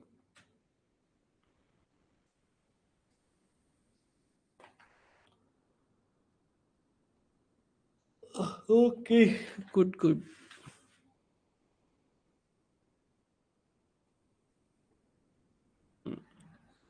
चलो, विद्युत ने बिल्कुल सही आंसर दिया। ये देखो, सबसे पहली बात तो ये है कि अगर मैं यहाँ पर, ठीक है, अगर मैं इसका यहाँ पर एक ये बनाता हूँ, एक वर्टिकल प्लेन, तो इसका जो प्रोजेक्शन बनेगा यहाँ पर, इसका जो प्रोजेक्शन यहाँ पर बनता है, वो क्या बनेगा, सर्किल, और उसका एरिया कितना होगा, ठीक है, पाई आर स्क्वायर। तो ये हो गया। दूसरा जो है वो हम अभी निकाल सकते हैं, टोटल क्रॉस सेक्शन ऐसे भी निकाल सकते हैं।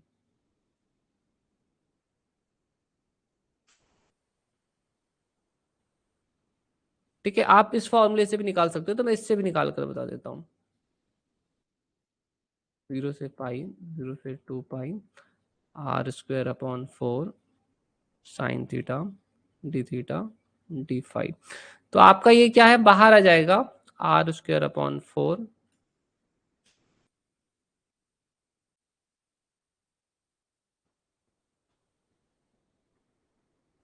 ठीक है, और ये है 0 से पाई, 0 से 2 पाई। इसकी वैल्यू हम पहले से ही जानते हैं 4 पाई होती है।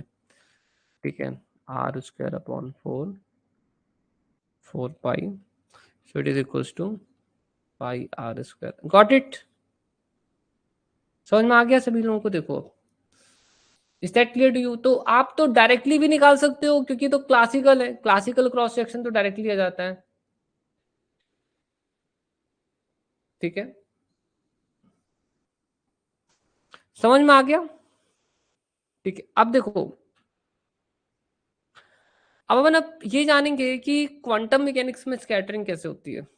स्कैटरिंग इन क्वांटम मैकेनिक्स।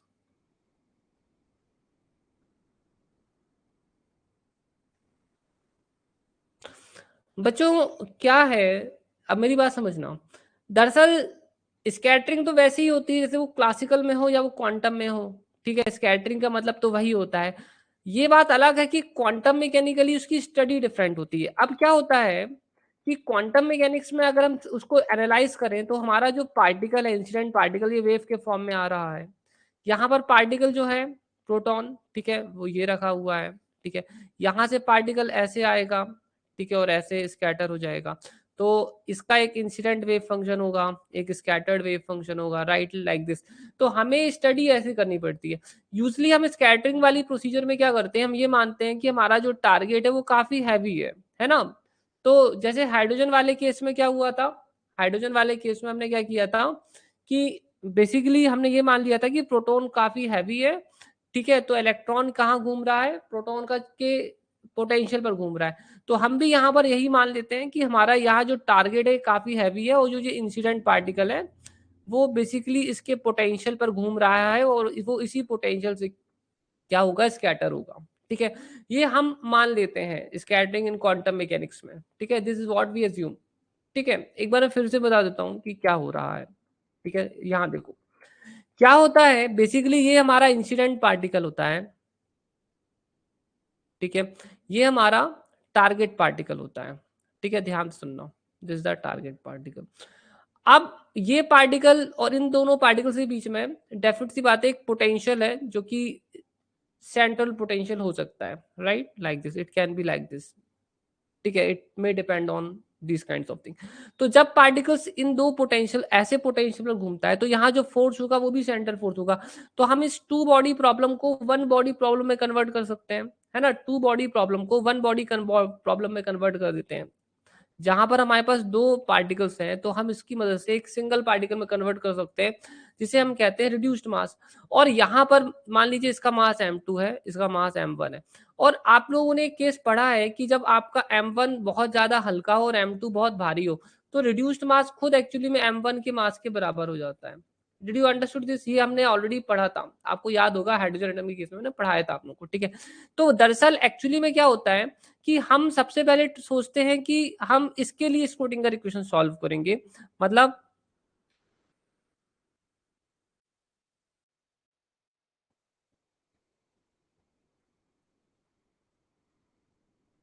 ठीक है, हम सोचते हैं कि हम इसके लिए स्क्रूटिंगर इक्वेशन सॉल्व करेंगे। बट हमारा, हम ये भी मान लेते हैं कि चलो यार, अगर हमारा टारगेट बहुत हैवी है तो फिर रिड्यूस्ड मास तो इंसिडेंट पार्टिकल के ही मास के बराबर हो जाएगा। इस तरह से हमारा जो वेव फंक्शन हमें मिलता है यहाँ से सॉल्व करने से, वो किसका वेव फंक्शन हो जाता है, इंसिडेंट पार्टिकल का वेव फंक्शन हो जाता है, राइट। तो दरअसल स्कैटरिंग की जो प्रॉब्लम होती है वो किस में कन्वर्ट हो जाती है, इंसिडेंट पार्टिकल के वेव फंक्शन को फाइंड करने में before scattering, and after scattering what is the wave function. Got it? By solving this Schrödinger equation. समझ में आया?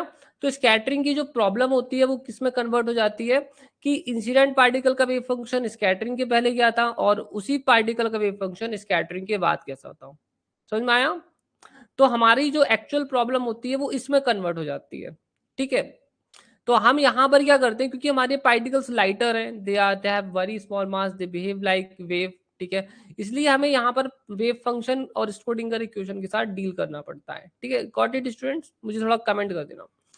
यहाँ तक समझ में आ गया तो मुझे बताओ, फिर मैं आगे समझाता हूँ आपको, ठीक है।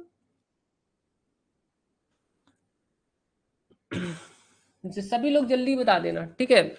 यहाँ पर आपको ज्यादा डिटेल में अभी नहीं जाना है, ठीक है। इसकी चिंता नहीं करें कि यार सर और डिटेल में जाओ, और डिटेल में जाओ। अगर कोई छोटा मोटा डाउट है तो पूछ लीजिए, अपन को ज्यादा डिटेल में जाने की जरूरत नहीं है, ठीक है। अब देखो यहाँ पर आप लोगों को समझ में आ गया। अब देखो अपना एग्जाम कब है, 6 तारीख को एग्जाम है। तो अपन लोग अभी स्कैटरिंग को बहुत डेरिवेशन करके नहीं पढ़ सकते, है ना। मैं तो वैसे स्कैटरिंग जब पढ़ाता हूँ तो अलॉन्ग विद द डेरिवेशन ही पढ़ाता हूँ, क्योंकि उससे मैं बच्चों के कॉन्सेप्ट बहुत स्ट्रांग हो जाते हैं, ठीक है। बट फिलहाल में हमारा क्योंकि 6 जून को पेपर है, और इसके लिए आपको क्वांटम मैकेनिक्स का रिवीजन भी करना है ना, बहुत कुछ करना है, इसलिए हम अभी डेरिवेशन पर नहीं जाएंगे। इसलिए मैं आपको जो एग्जाम में आता है स्कैटरिंग से वही चीजें डायरेक्टली पढ़ा रहा हूँ, ठीक है। तो अब यहाँ देखो क्या होता है। देखिए क्वांटम मैकेनिक्स में जब हम स्कैटरिंग की स्टडी करते हैं तो क्या होता है, तो यहाँ पर आपका एक पार्टिकल हो गया, से like this is a target, इसका कुछ पोटेंशियल हो गया। सो let me just draw it's potential like something like this, ठीक है। तो ये मैं इसका पोटेंशियल प्लॉट कर दिया यहाँ पर कुछ इस तरह से, ठीक है। चलो ये हो गया, पोटेंशियल प्लॉट हो गया। अब पार्टिकल ये यहाँ से आता है। अब जब हम क्वांटम मैकेनिक्स में स्कैटरिंग की स्टडी करते हैं ना, तो हम लोग हमारा कोऑर्डिनेट सिस्टम ना ऐसा कर देते हैं। कैसा कर देते हैं, Z X and Y. Usually हम ऐसे रखते हैं ना, एक्स वाई जेड, बट हम स्कैटरिंग के केस में ऐसे कर देते हैं, ठीक है। तो हमारा जो पार्टिकल है वो किस डायरेक्शन में जा रहा है, ए ई आई के नॉट जेड, क्योंकि पार्टिकल इस तरफ जा रहा है। अब मैंने पार्टिकल का वेव फंक्शन ऐसा क्यों रखा, क्योंकि ये जब इंसिडेंट हो रहा है तो उस समय ये टारगेट से बहुत ज्यादा दूर है, और जब ये टारगेट से बहुत ज्यादा दूर होगा तो पोटेंशियल क्या होता है, जीरो मान लिया जाता है। तो जब पार्टिकल पोटेंशियल फील्ड से दूर होता है तो अप्रोक्सीमेटली वो फ्री पार्टिकल होता है ना। तो इंसिडेंट वेव फंक्शन इतना हो गया, ठीक है। ये समझ में आया आपको। अभी पार्टिकल स्कैटर नहीं हुआ है, अभी पार्टिकल स्कैटर होगा, है ना। अभी पार्टिकल स्कैटर नहीं हुआ, अभी पार्टिकल स्कैटर होने वाला है। गॉट इट, यहां तक समझ में आया, मुझे कमेंट कर दें।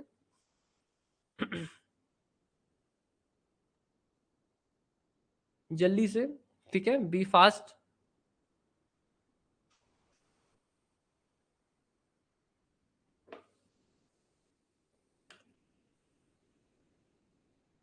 ठीक है, अब देखो बच्चों यहाँ क्या होता है, देखो अब पार्टिकल जब आया यहाँ तो ये यहाँ से स्कैटर हो जाएगा। ये आया आया और ये क्या हो गया, स्कैटर हो गया। स्कैटर होने के बाद जो वेव फंक्शन हो गया वो हम लिखेंगे एस सी ए, है ना। So this is the scattered wave function, ठीक है। अब स्कैटर्ड वेव फंक्शन कैसा होना चाहिए, तो क्वांटम मैकेनिक्स कहती है कि स्कैटर्ड वेव फंक्शन ऐसा होना चाहिए, ठीक है। पहली बात तो ये बेसिकली ई आई के डॉट आर लिखेंगे, क्योंकि बेसिकली पार्टिकल अब यहाँ से बाहर जा रहा है तो वो फ्री पार्टिकल की तरह ही हो जाएगा, क्योंकि यहाँ पर भी अब पोटेंशियल तो जीरो ही है। So it is almost like this. But यहाँ पर इन लोग ये कहते हैं कि ऐसा है कि इसको धीरे धीरे डिके भी होना चाहिए, ठीक है। So they just put R below, बोलते हैं कि धीरे धीरे इस वेव फंक्शन को जैसे इनफाइनाइट पे जाते जाते वेव फंक्शन को डंप हो जाना चाहिए। So they just write R below, ठीक है, ताकि आप आर टेंड्स टू इन्फिनिटी कर दें तो ये वेव फंक्शन डंप हो जाए, ठीक है। फिर इसके बाद ये क्या करते हैं, अभी ये देखते हैं कि ये तो पूरी तरह से आर पे डिपेंड करता है, तो इनको लगता है कि स्फेरिकली मतलब जो स्कैटरिंग है वो साइमेट्रिक हो रही है, ठीक है। तो ये बोल रहे हैं कि जरूरी नहीं है ना कि स्कैटरिंग जो है साइमेट्रिक हो, वो डायरेक्शंस पे डिपेंड कर सकती है। तो ये लोग यहाँ पर क्या करते हैं, ये लोग यहाँ पर थीटा और फाई एक फैक्टर अटैच कर देते हैं, जो कि ये डिसाइड करेगा कि किस डायरेक्शन में कितनी स्कैटरिंग हो रही है।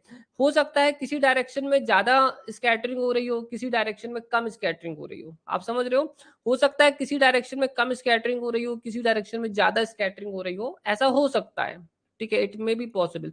इसी कारण से अलग अलग डायरेक्शन में क्या स्कैटरिंग हो रही है उसके लिए सामने एक फैक्टर मल्टीप्लाई कर दिया जाता है, जो कि थीटा फाइव डिपेंड करता है।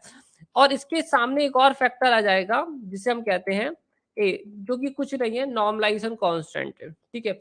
ये वाला फैक्टर इसलिए रखा गया है ताकि हम आर टेंड्स टू इन्फिनिटी पर जाएं तो हमारा वेव फंक्शन भी खत्म होने लगे, धीरे धीरे वैनिश हो जाए। गॉट इट, ठीक है, गॉट इट, समझ में आया। ये एक रीजन है जेप्सी, ठीक है, तो उसको रखा गया है। खैर यहाँ पर जो भी चीजें रखी गई हैं उनके पीछे काफी सारी रिसर्च और डेरिवेशन है, ठीक है। तो आप लोगों को ये जैसा है ऐसा ही रटना पड़ेगा, याद रखना पड़ेगा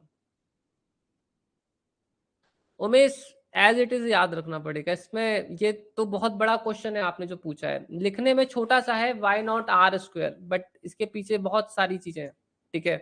तो आपको ऐसे इट इज याद रखना पड़ेगा। वो तो आर स्क्वायर क्यों नहीं आ रहा है, उसके पीछे अच्छे खासे डेरिवेशन है, ठीक है, वो करने पड़ेंगे, तब पता चलेगा कि आर ही क्यों आता है, आर स्क्वायर क्यों नहीं आता, ठीक है।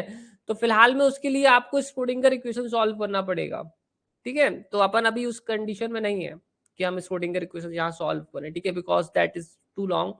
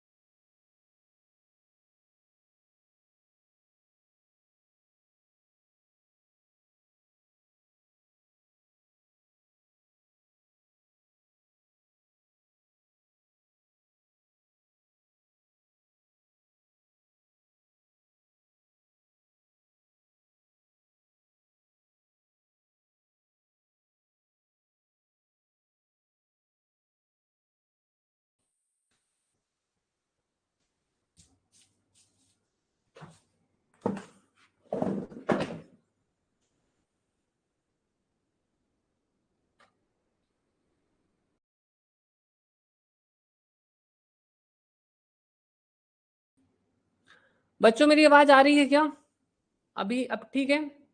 Is it right now going fine? Is it right now going fine बच्चों, बताओ अब ठीक है?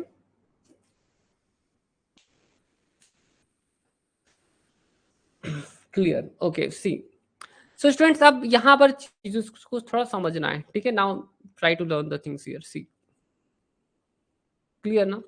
अब देखो बच्चों, जो पार्टिकल होता है, जो इंसिडेंट पार्टिकल होता है,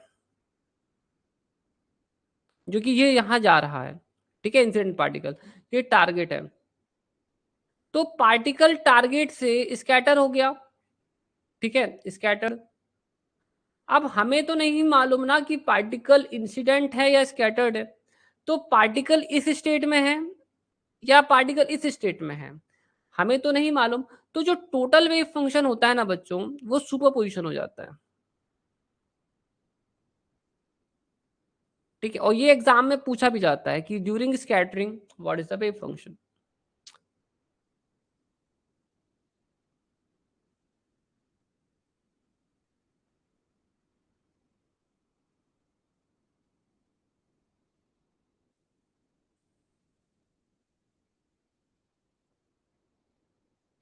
ठीक है, यहां पर ये बात बहुत इंपॉर्टेंट है कि इसके इसमें चीजों के मतलब क्या है। देखो, के not incident wave, incident particle का वेव वेक्टर है, के जो है स्कैटर्ड पार्टिकल का वेव वेक्टर है, ठीक है। तो के और के नॉट के बीच में जो एंगल बनता है उसे हम कहते हैं स्कैटरिंग एंगल, ठीक है। तो के नॉट और के बीच में जो एंगल होता है उसे कहते हैं scattering angle, which is called theta, ठीक है। यहां पर एक और टर्म आपको दिखेगा एफ ऑफ थीटा 5, है ना, जो कि ये डिसाइड करता है कि किस एंगल में कितनी स्कैटरिंग होती है। इसे कहते हैं स्कैटरिंग एम्पलीट्यूड, स्कैटरिंग एम्पलीट्यूड। अब आप बोलोगे एम्पलीट्यूड, स्कैटरिंग एम्पलीट्यूड क्यों कहते हैं बच्चों? क्योंकि ये स्कैटरिंग वेव का, स्कैटर्ड पार्ट का ही एम्पलीट्यूड है। स्कैटर्ड वेव फंक्शन जो है उसी का एम्पलीट्यूड है, that is why it is called scattering amplitude. Understood this? अब समझ में आ गया ये क्या है, और ये के नॉट क्या है, थीटा क्या है? Is that all clear to you now? ठीक है, इसे आप लोग लिख लीजिए थोड़ा, ठीक है, it is very important, please right this thing.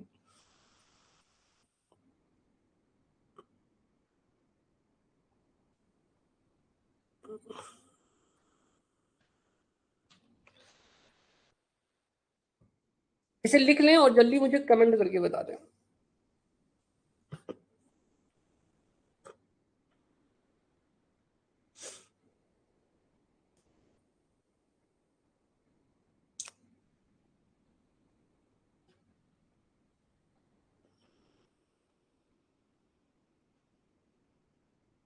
लिख लिया आप लोगों ने, नोट कर लिया बच्चों? थोड़ा कमेंट कर दीजिए नोटेड, ठीक है, गुड गुड।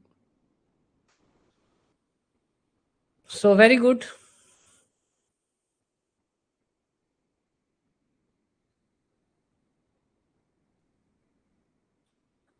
फाई दूसरा एंगल है, वो मैं बता दूंगा। फाई इज व्हाट एंगल, बता देता हूँ, बता दूंगा, अभी वेट करो। अच्छा क्वेश्चन है, ठीक है, will explain you, don't worry. ठीक है, देखो अब बच्चों यहां समझो, ये जो स्कैटरिंग एंगल है ना, बहुत इंपॉर्टेंट है। अब हम बात करते हैं कि जो क्वांटम मैकेनिक्स होती है ना, इन क्वांटम मैकेनिक्स हमें अगर, ठीक है, डिफरेंशियल क्रॉस सेक्शन निकालना है तो हम कैसे निकालेंगे, how we are going to calculate that. तो बच्चों क्वांटम मैकेनिक्स में डिफरेंशियल क्रॉस सेक्शन कैलकुलेट करना है तो उसका तरीका होता है ये। ठीक है, अगर क्वांटम मैकेनिक्स में डिफरेंशियल क्रॉस सेक्शन कैलकुलेट करना हो तो वो कैलकुलेट होता है ऐसे। आपका जो स्कैटरिंग एम्पलीट्यूड है, आप सिंपली उसके मॉड का स्क्वायर कर दीजिए। ठीक है, and this result holds only for the elastic scattering. Elastic scattering, ये रिजल्ट सिर्फ इलास्टिक स्कैटरिंग के लिए है ना, इन इलास्टिक स्कैटरिंग आपके एग्जाम में नहीं है। ठीक है, ओके।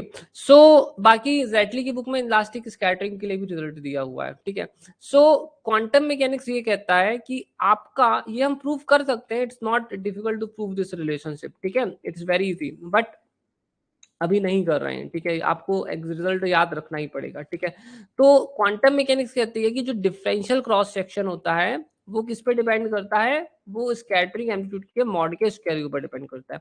अब क्वेश्चन ये आता है कि स्कैटरिंग एम्पलीट्यूड कहाँ से मिलेगा। अब क्वांटम मैकेनिक्स में स्कैटरिंग एम्पलीट्यूड को निकालने के लिए दो प्रोसीजर होती हैं, है ना। पहली वाली प्रोसीजर कहलाती है बॉर्न अप्रोक्सीमेशन, और दूसरी वाली प्रोसीजर कहलाती है पार्शियल वेव एनालिसिस। ठीक है, एक मेथड होती है बॉर्न अप्रोक्सीमेशन जो कि एक अप्रोक्सीमेट मेथड है, और एक होती है पार्शियल वेव एनालिसिस जो कि एक एग्जैक्ट मेथड है।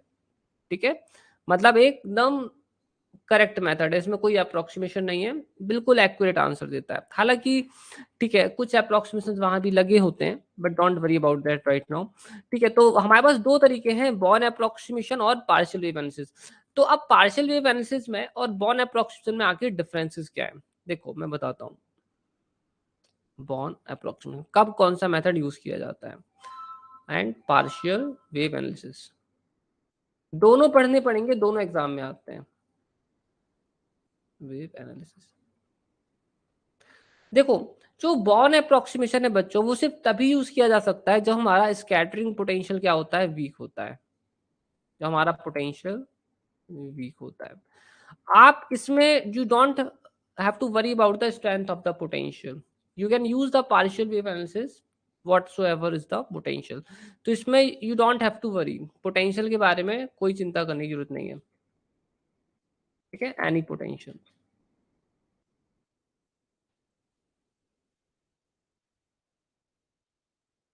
कोई भी पोटेंशियल हो हम यूज कर सकते हैं, मतलब any potential strength, potential weak हो स्ट्रांग हो व्हाटसोएवर। बॉर्न अप्रोक्सीमेशन, अगर आपका पोटेंशियल स्फेरिकली साइमेट्रिक ना हो, मतलब आर थीटा फाई पे डिपेंड करे, डायरेक्शंस पे डिपेंड करे, तो दोनों केसेस में लग जाता है। ठीक है, तो ये पहला पॉइंट था, पहला पॉइंट था, ये दूसरा पॉइंट है। पार्शियल वेव एनालिसिस सिर्फ तभी लग सकता है जब आपका पोटेंशियल स्फेरिकली साइमेट्रिक हो, ओनली इन दैट केस, है ना, otherwise you can not apply it. हालांकि बॉर्न अप्रोक्सीमेशन इसमें इसमें इसमें इन सभी में लग जाता है, पोटेंशियल स्फेरिकली साइमेट्रिक हो तो भी लग जाता है, नहीं हो तो भी लग जाएगा, है ना। इसके लिए मेन चीज क्या होती है कि आपका स्कैटरिंग पोटेंशियल वीक होना चाहिए बस। ठीक है, हालांकि पार्शियल वेव एनालिसिस में पोटेंशियल का स्ट्रेंथ कुछ भी हो आप यूज कर सकते हो, बट इसकी कमजोरी ये है कि ये सिर्फ और सिर्फ स्फेरिकली साइमेट्रिक पोटेंशियल पर ही लगता है। ठीक है, समझ में आई बात बच्चों कि बॉर्न अप्रोक्सीमेशन में और पार्शियल वेव एनालिसिस में क्या है। इसमें एक और भी चीज है कि इसको यूज कर तभी कर सकते हैं जब आपकी इंसिडेंट पार्टिकल की जो एनर्जी होती है ना वो हाई होनी चाहिए। ठीक है, इंसिडेंट पार्टिकल की एनर्जी जब हाई होती है तो बॉर्न अप्रोक्सीमेशन को यूज करने पर ज्यादा बेटर रिजल्ट्स मिलते हैं। ठीक है, हालांकि ऐसा कोई रिस्ट्रिक्शन पार्शियल वेव एनालिसिस में नहीं होता है। ठीक है, यहां तक क्लियर हो गया, आप इन्हें लिख लीजिए, इट इज क्वाइट इंपॉर्टेंट। ठीक है, all these are very very important things students, please note all this quickly।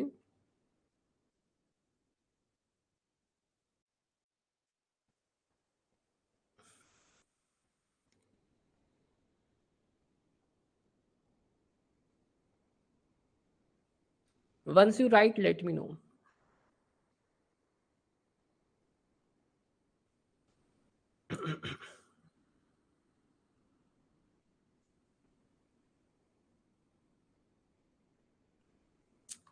हाँ विद्युत, मैं आपके डाउट को क्लियर करता हूँ। ठीक है बच्चों, लिख लिया आप लोगों ने इसे, फिर मैं आपको बताता हूँ आगे चीजें।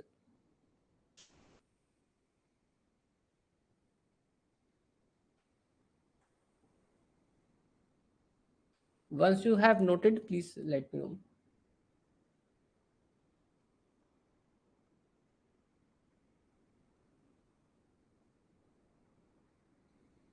हाँ मैं बता रहा हूँ बिल्कुल, ठीक है नोट कर लिया। देखो अब बच्चों यहाँ पर अधिकतर बच्चे इस बात को लेकर परेशान होते हैं कि स्फेरिकली साइमेट्रिक पोटेंशियल क्या होता है। देखो बच्चों, अब मैं बॉर्न अप्रोक्सीमेशन और पार्शियल वेव एनालिसिस आज तो नहीं कराऊंगा, कल ही कराऊंगा। अब आप लोगों के जो छोटे छोटे से डाउट्स है ना वो बता देता हूँ, ठीक है, कि वो जो डाउट्स आपको हैं छोटे छोटे से, वो क्या डाउट्स, ठीक है। तो वो डाउट्स ऐसे रहते हैं कि बच्चों ये सोचते हैं कि स्फेरिकली साइमेट्रिक पोटेंशियल क्या होता है।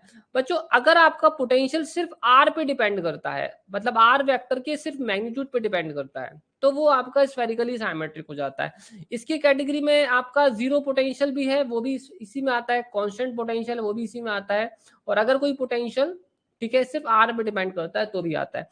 अब आप लोग सोचेंगे कि यार अगर ये वेक्टर दिया है तो क्या होता है, तो बच्चों दरअसल वेक्टर जब दे दिया गया है इसका मतलब ये है कि ये डायरेक्शन पे डिपेंड कर रहा है, क्योंकि वेक्टर्स के पास डायरेक्शंस होते हैं, ठीक है।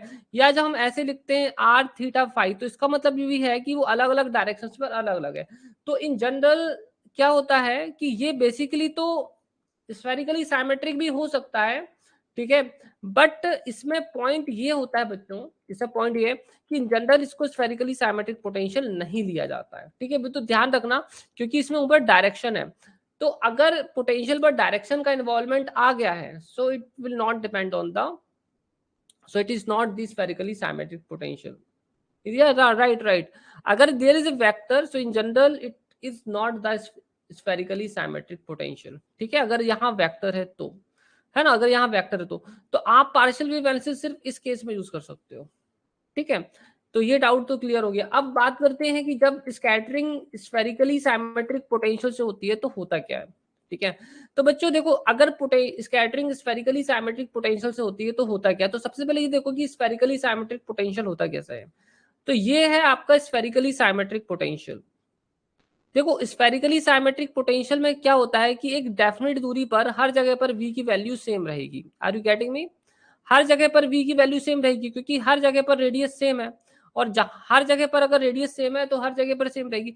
मतलब स्फेरिकली साइमेट्रिक पोटेंशियल पर एक डेफिनेट स्फीयर पर, ठीक है, उसके सरफेस पर हर जगह पोटेंशियल की वैल्यू सेम रहती है, ठीक है। अब होता क्या है, जब ऐसे स्फीयर से कोई टारगेट पार्टिकल टकराता है तो क्या होता है, अब यहां समझो। देखो, so see here, so I will just draw the diagram here, ठीक है। तो ये यहाँ मान लीजिए कि यहाँ पर आपका टारगेट है, और ये जो पोटेंशियल क्रिएट कर रहा है वो स्फेरिकली साइमेट्रिक पोटेंशियल है ना, तो टारगेट जो पोटेंशियल क्रिएट कर रहा है वो स्फेरिकली साइमेट्रिक है। अब होगा क्या, अब हमने आपको जैसे बताया कि ये जेड डायरेक्शन है, ठीक है, ये एक्स डायरेक्शन है, ये वाई डायरेक्शन है, ठीक है। अब आप बोलोगे उसे जेड डायरेक्शन क्यों ले लिया, उसको जेड डायरेक्शन इसलिए लिया था, उसका मैं रीजन बताता हूँ। देखिए आप लोगों ने पढ़ रखा है, ठीक है, एक्स वाई जेड, ठीक है, और ये पढ़ा है R theta and phi, right. अब यहां देखो, ये जो है ये थीटा है, ठीक है, ये क्या है, फाई है। अब ये हमारा स्कैटरिंग एंगल होता है, ये नहीं होता स्कैटरिंग एंगल, ये होता है। अब ये स्कैटरिंग एंगल तभी बन सकता है जब हम हमारा ये डायरेक्शन इसकी को लें, है ना। अब देखो जब यहाँ से कोई पार्टिकल आता है तो क्या होता है, जब यहाँ से कोई पार्टिकल आता है तो कुछ इस टाइप की स्कैटरिंग होती है। यहाँ से की ये पार्टिकल आया and it has got scattered somewhere here,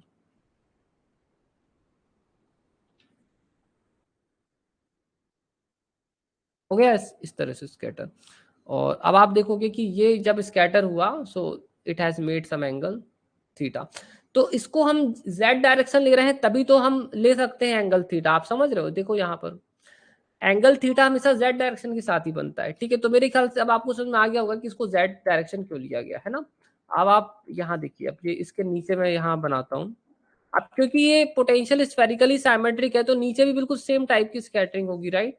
same kind of scattering is going to happen here also. ठीक है, आया समझ में? देखो सेम टाइप की स्कैटरिंग हो गई।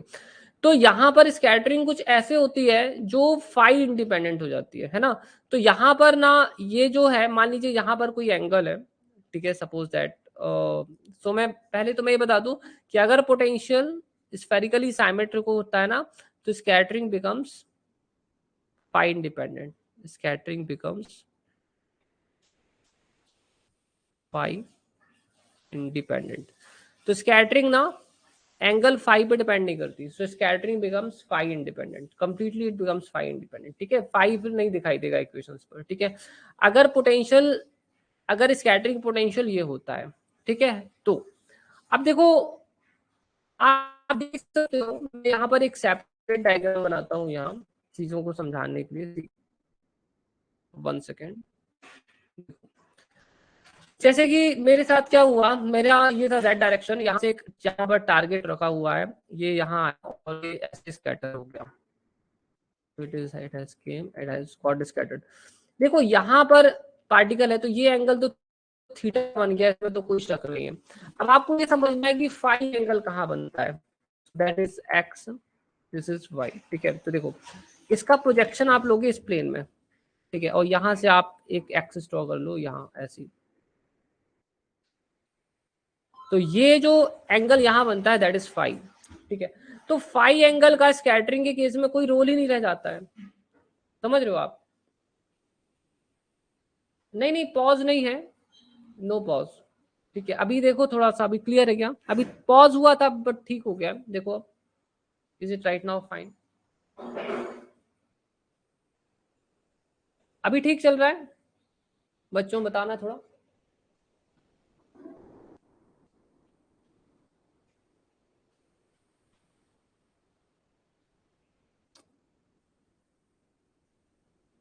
थोड़ा सा स्क्रीन ब्लर दिख रही है, स्क्रीन ब्लर है या अभी ठीक हो गई है? स्क्रीन ब्लर सी दिख रही है ना, राइट, मैं भी यही देख रहा हूँ, ठीक है। सो मैं भी वेट कर रहा हूँ कि थोड़ा ठीक हो जाए, या so I am just waiting to,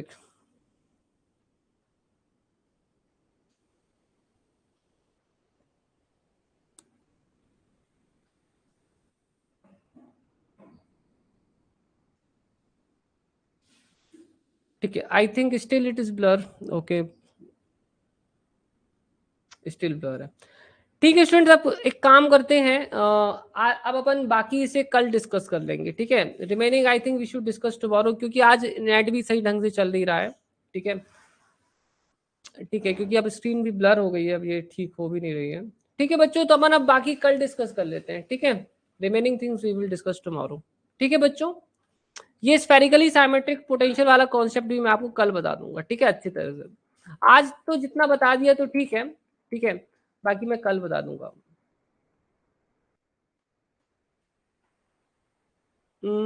मैं अभी यहाँ पढ़ाना तो चाहता हूँ बट स्लाइड्स बहुत ब्लर हो रही हैं, आज इंटरनेट वाले भैया से बात करनी पड़ेगी, ठीक है, इसके लिए कि ऐसा क्यों हो रहा है ना।